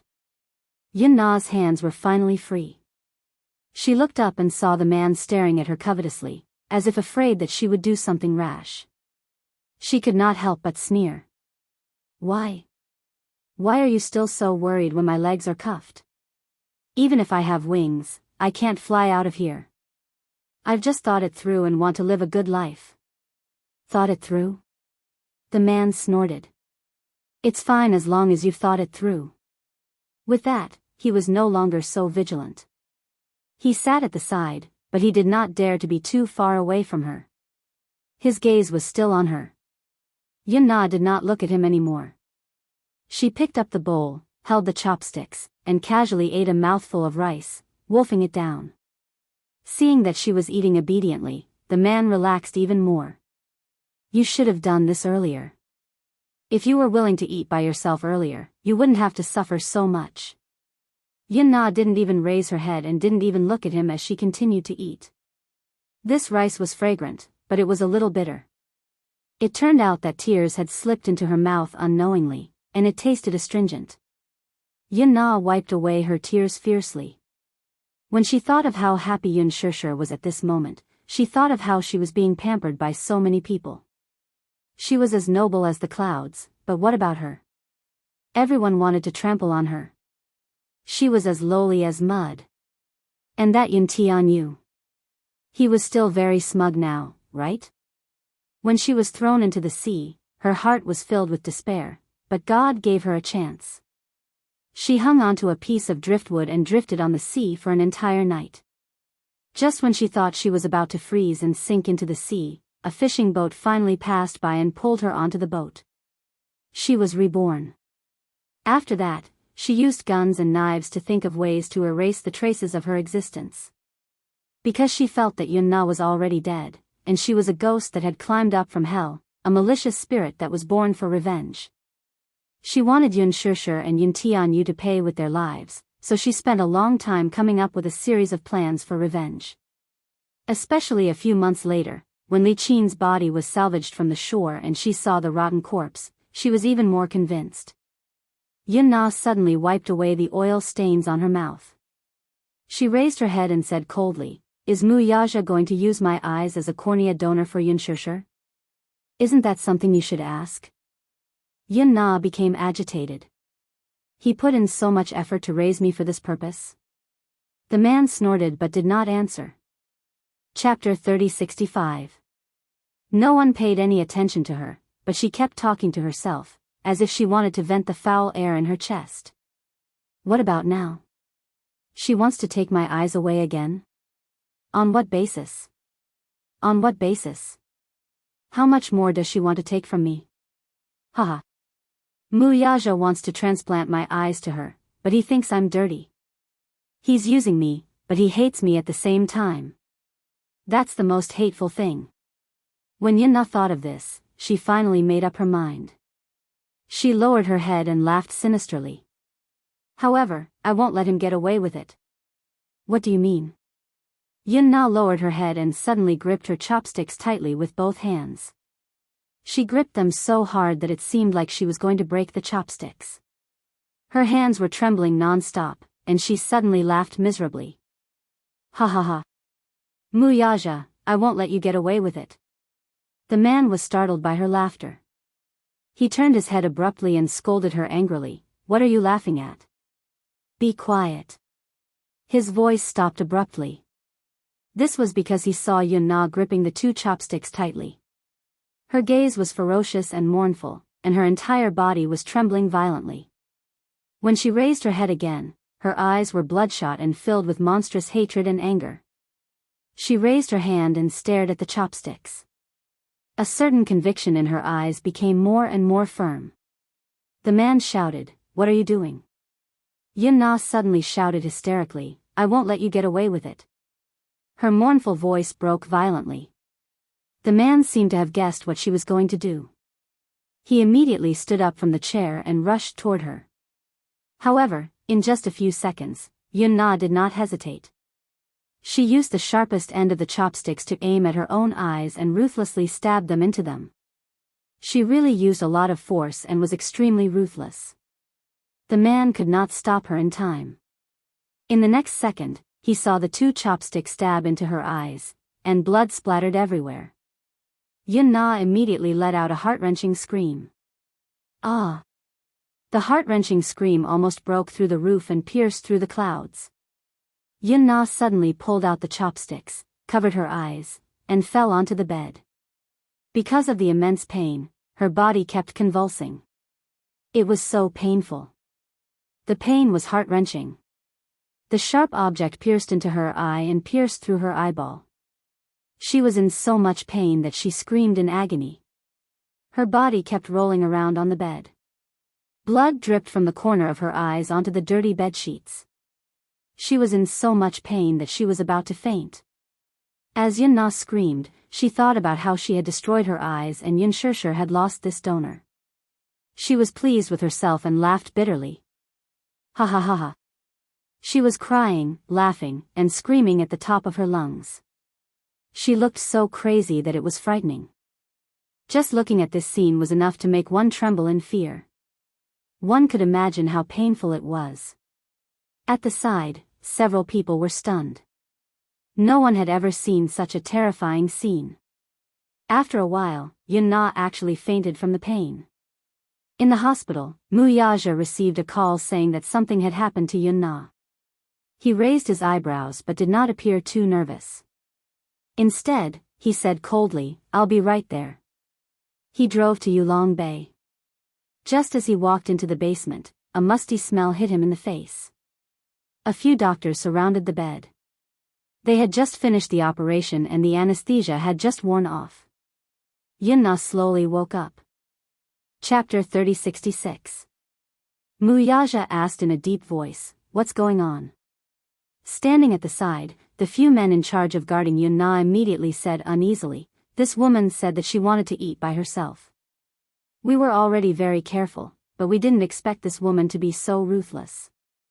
She used her chopsticks to stab her eyes." The more he spoke, the weaker his voice became. Yun Na gradually regained consciousness. When she heard Wuxia's voice, she suddenly laughed coldly. "Wuxia. Give up. Ha ha ha. You want to use my cornea to restore Yun Shishir's vision? Dream on. I won't let you have your way." When Wuxia heard this, his face remained calm. He said slowly, "What gave you such a misunderstanding that made you think that I want to use your eyes to replace Shishir's eyes?" When Yun Na heard this, her face was filled with shock. She suddenly reacted and sneered. "You don't mean what you say." "I heard what they said. They said that you used me to get my cornea." Wuxia said expressionlessly, "Your eyes are so dirty. Are you worthy of being Shishir's eyes?" Then, Yun Na didn't know whether to laugh or cry. She asked angrily, "Why did you keep me alive?" "My father-in-law said that he wanted to keep you alive. When he comes back, he will punish you properly." At this point, Wuxia looked very regretful. "Why do you think I kept you alive?" You said that I coveted your cornea. Yun Na, are you worthy? When Yun Na heard this, her blood rushed to her head. She had never thought that she would deliberately use her last bit of value to destroy Yun Shishir, even if it would break her hope and make her despair. However, she didn't expect that Wuxia had never wanted to use her eyes to restore Yun Shishir's vision. She still couldn't believe it. Because if he didn't think so, then what was the point of destroying her eyes and suffering such unbearable pain for nothing? She broke down and shouted at him, "You're lying." Wuxia stared at her coldly, but she couldn't see him. She just kept yelling, "You must be doing this for my eyes. It must be for my eyes. You must be very disappointed that I destroyed my eyes, right? It must be very painful. Ha ha ha." After a short moment of silence, Wuxia smiled coldly and said, "Yun Na, you're really pitiful." Then, he turned around and left without looking back. Yun Na still couldn't stop herself from laughing, and she maintained her pitifully weak dignity. However, when he left, her smile became even more miserable. In the end, as he laughed and laughed, he actually started to cry in despair. "Wuxia, I hate you. I curse you, you will die a horrible death. Die a horrible death. Yun Shishir, you will definitely suffer retribution. Even if retribution doesn't fall on you, it will fall on your child. Let your child pay for your debt." Ha ha ha. Yun Na didn't hesitate to curse him with the most vicious curse in the world. However, everyone looked at her as if she was a pitiful child beggar. No one cared about her. After Wuxia left, Minyu followed at the side, wanting to say something but hesitating. He turned around to look at Minyu and said, "If you have something to say, just say it." Chapter 3067. No. Then Minyu said, "That's not what you said before. I deliberately revealed this information because I knew that if she knew about it, she would definitely destroy her eyes by hook or by crook." Wuxia said coldly, "She destroyed her eyes with her own hands and then found out that no one wanted her eyes. That feeling of despair must be very painful." Minyu couldn't help but shudder. However, he felt that this was the boss's style of doing things. "I thought you would torture her ruthlessly. A woman like Yun Na is already a living dead. Hatred is engraved in her bones. Physical torture can no longer shake her. Even if she is tortured until she is covered in scars, she won't feel anything. How much do you think a woman who didn't hesitate to burn her own fingerprints for revenge can feel about physical pain? Moreover, pure torture can't vent the hatred. Such a person can't be regretted even if she dies 10,000 times." Minyu shuddered even more when he recalled Yun Na's miserable appearance. Wuxia suddenly stopped in his tracks and came back to his senses. He sneered meaningfully. "Don't you think that destroying a person mentally is the cruelest way?" Minyu agreed. A few days later, there was another piece of news. Yun Na had gone crazy. She had completely gone crazy. The long period of confinement had already tortured her to the point of collapse. Coupled with the sudden and severe mental trauma, her mental state became crazy. Wuxia sent someone to send her to the mental hospital. However, not long after, there was news of Yun Na's death. She ran to the rooftop alone and jumped down from the 7-story rooftop.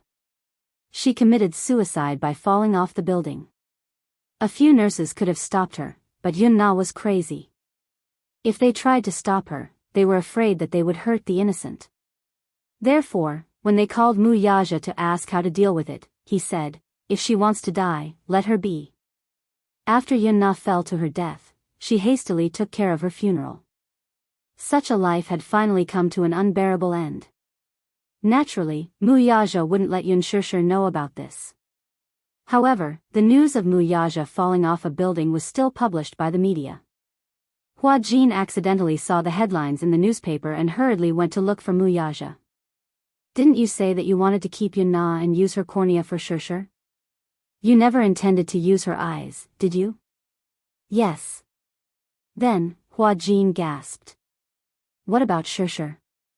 Wuxia looked into his eyes and said in a deep voice, "Before the wedding, I will find a donor as soon as possible and perform the surgery." Isn't the probability too slim? Hua Jin added, the wedding is imminent. What if we can't find a cornea donor before the wedding?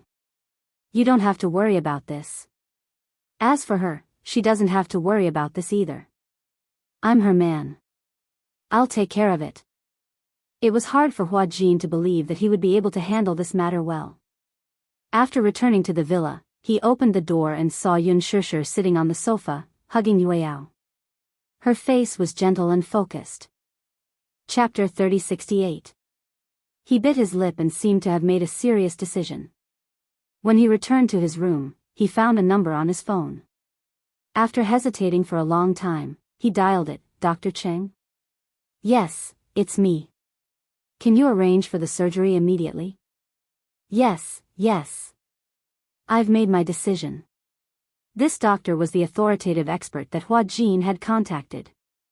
It was impossible to remove the cornea of a living body, but he was probably touched by Hua Jin's persistence. He vaguely said that he knew of a way to remove the cornea of a living person. However, this was against the law. Therefore, his words were extremely vague and did not reveal anything. Hua Jin talked to him over the phone and roughly agreed on the cost and time of the surgery. Then, he hung up the phone.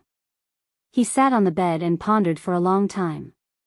It was impossible to say that he was not afraid of the surgery. However, if it was Yun Shishir, he would be happy to be her eyes. The main thing was that he had been waiting for more than 10 months and his patience had been exhausted.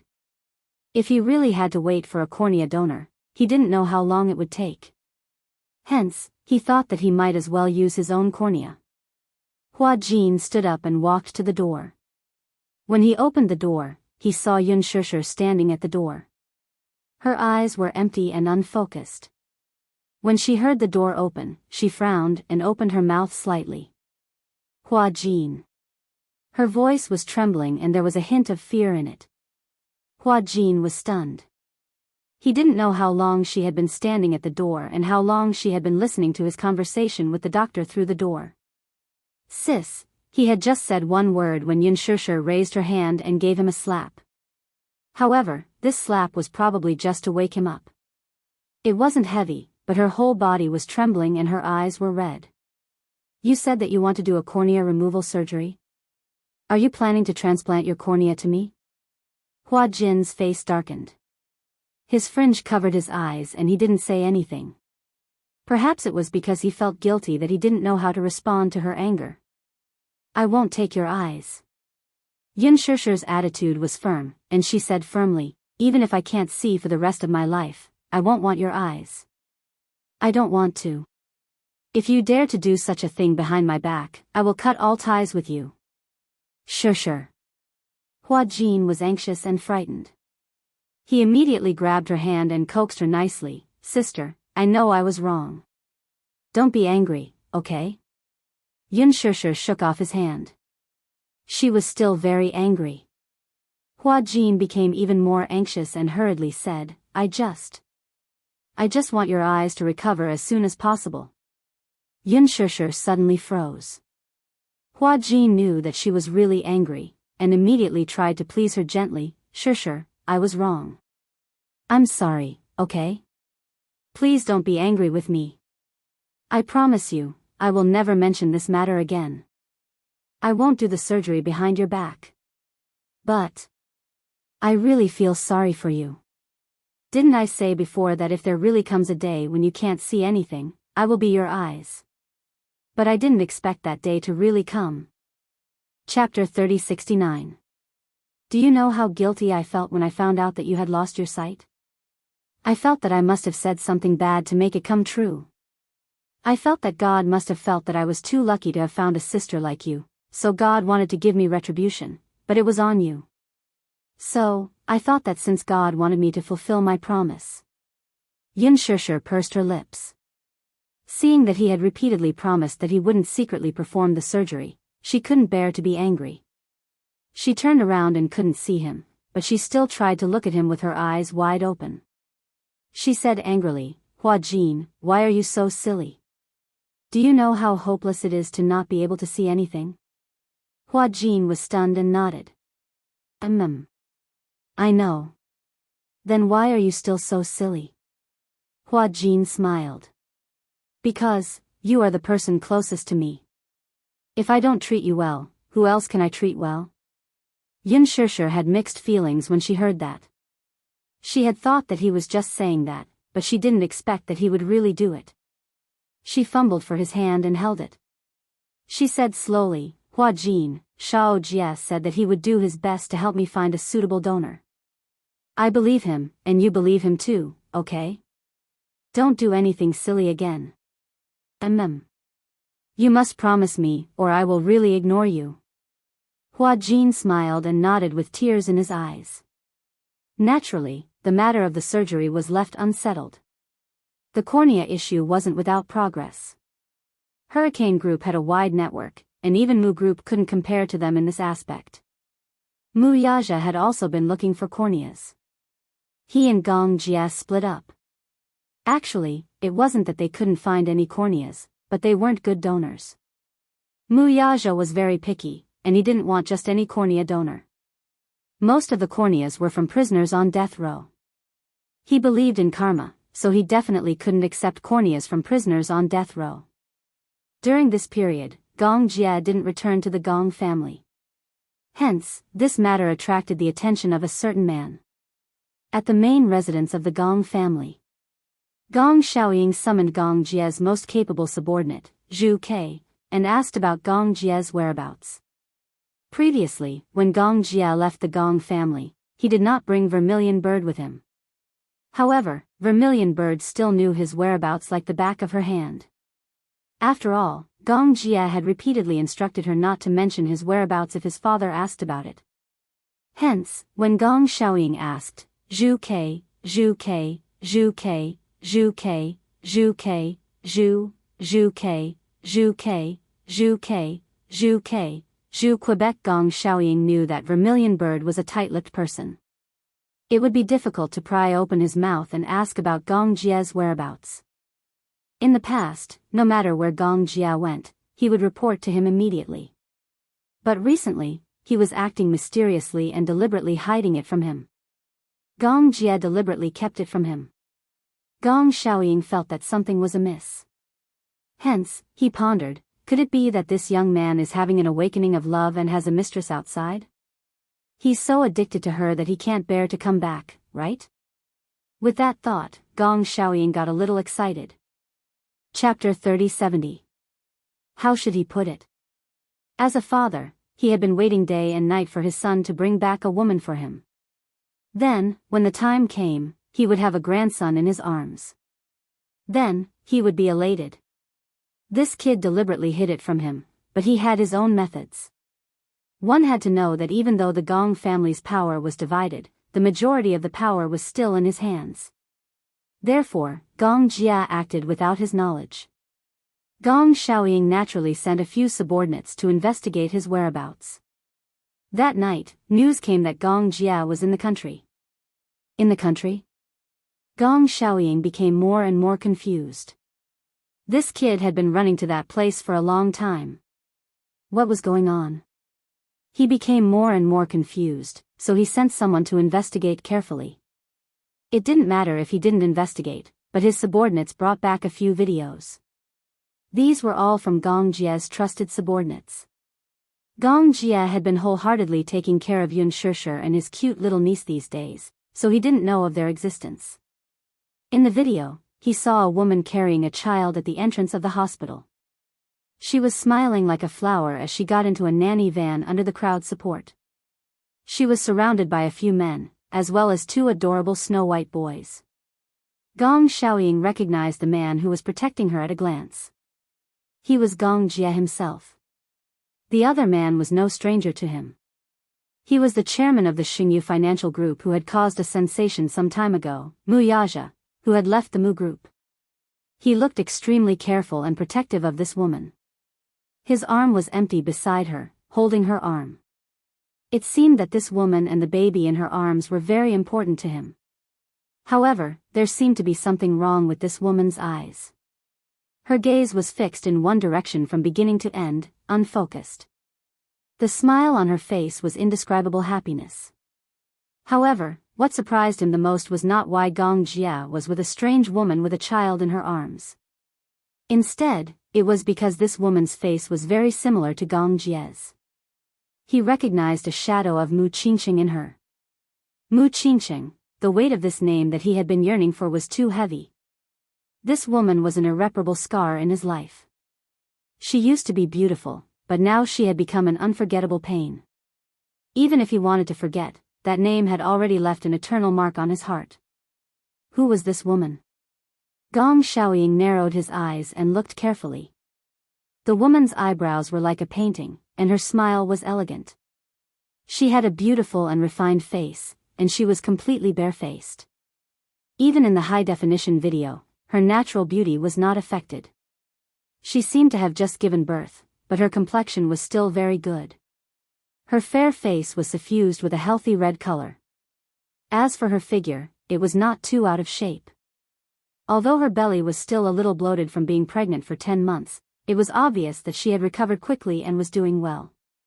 After watching a few videos, Gong Xiaoying could not calm down for a long time. He clenched his fists, unable to sort out his thoughts. He questioned his subordinate, "Who is this woman?" His subordinate lowered his head and replied respectfully, "This woman's name is Yunshishi. She is Mu Yaja's wife and has 2 sons and a daughter with him. Now that her daughter has just been born, she was discharged after giving birth. That's all the information we have so far."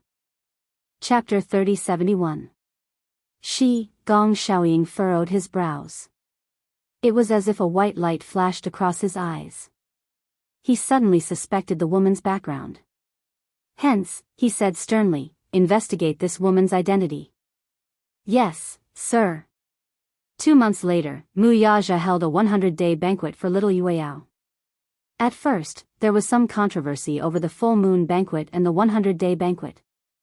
Hua Jin said that a month after a baby's birth was considered to have passed a difficult time. Parents would hold a full moon banquet to celebrate the child's passing and hope that the child would grow up healthily. However, Mu Yaja did not agree. The main reason was that a 1-month-old child was still too young. He had done some work in advance. Newborns should not come into contact with people. Everyone's nasal cavity would carry viruses and bacteria. Even healthy people would have bacteria. If they held a full moon banquet while holding a 1-month-old Yueyao, Mu Yaja's heart would naturally ache. Some bacteria were especially harmful to children. If it was the 100-day banquet, the child would be 3 months old after all. However, even if it was the 100-day banquet, Mu Yaja repeatedly emphasized that people should not hold a child casually during the banquet. Everyone knew that ever since Mu Yaja became a stay-at-home dad and had a princess, he had completely evolved from a slave to a slave to a slave to his daughter. There were not many people invited to the banquet. Those who came were on good terms with him. After all, the 100-day banquet of Mu Yaja's #1 sweetheart was not something that just anyone could attend. He had protected little Yueyao very well. Before the 100-day banquet, very few people could see little Yueyao's real face. As a father, he had hidden her well. Didn't he have to hide her well? This was to prevent some people from plotting against his daughter. When the time came, they would see the little princess and could not forget her. They would pull Yunshi's hand and want to marry into their family. As a madam, he was not good at rejecting them. If so many in-laws suddenly appeared out of nowhere, what would he do? However, he would not be able to escape from the 100-day banquet. Even though Mu Yaja was reluctant, since he couldn't escape the fact that his daughter was coveted by others, he had to think of a way to filter the guests. Those who were just friends with him, he didn't care. Those who had business dealings but weren't close, he rejected them all. In the end, there were a total of 6 tables of people who attended the 100-day banquet. All of them were close to Mu Yaja and Yunshishi. It wasn't a grand occasion, but the layout was especially warm. The venue was decorated with the theme of Sailor Moon. This was Yunshishi's idea. After all, Sailor Moon was the first cartoon she had watched that made her infatuated with young girls. Therefore, it had left a deep impression on her. Any young girl would yearn to become Sailor Moon, and then meet their very own nightgown and mask. With such selfish motives, she mentioned this idea to Wuxia. As her man, no matter how big or small, he would naturally make the decision.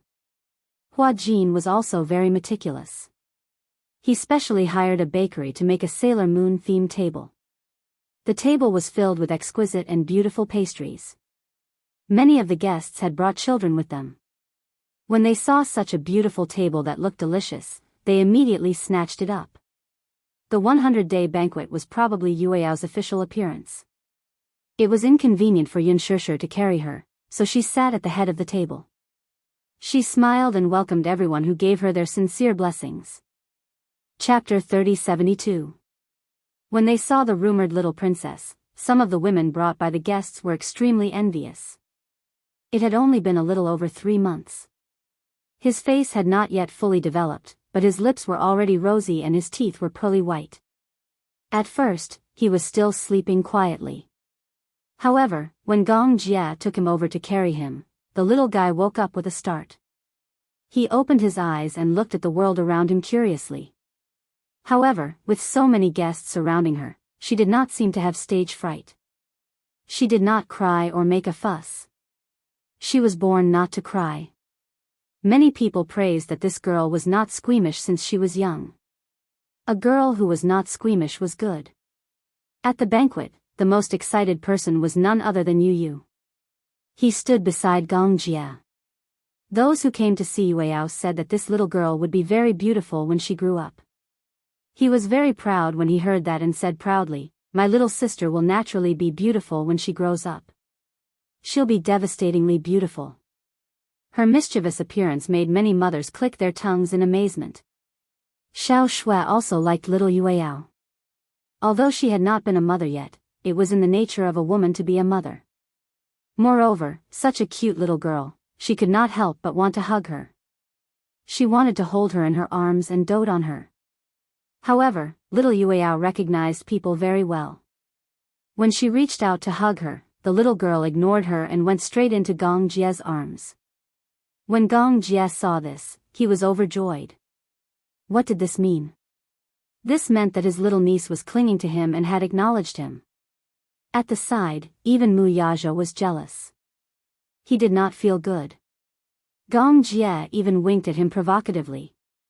Many of those who attended the banquet were important guests of Wuxia's business.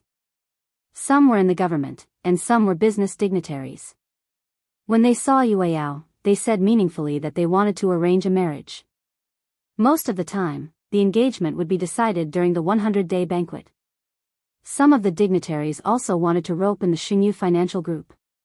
However, a certain arrogant man naturally did not want to use his daughter as a bargaining chip. What did Wuxia hate the most? What he hated the most was marriage. His daughter's future husband was not up to him to decide. It had to be someone that Yu Yao liked for it to count. Even if he was a poor boy, as long as his daughter liked him and he approved of him, he didn't care about his family background. After all, he had such confidence. Of course, Wuxia wouldn't allow those people to curry favor with his in-laws. However, he couldn't make things too awkward at that time. His words were very technical. He was half joking as he rebuffed them one by one. It didn't hurt his face and he rejected them appropriately. The 100-day celebration was lively. When it ended, the whole family was coaxing Yue Yao on the way home.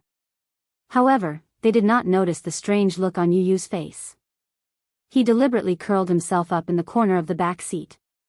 His limbs were a little cold, his face was slightly pale, and his heart was beating extremely fast. He carefully covered his chest, where his heart felt like it was about to jump out. He vaguely realized that he had stopped taking medicine for so many days.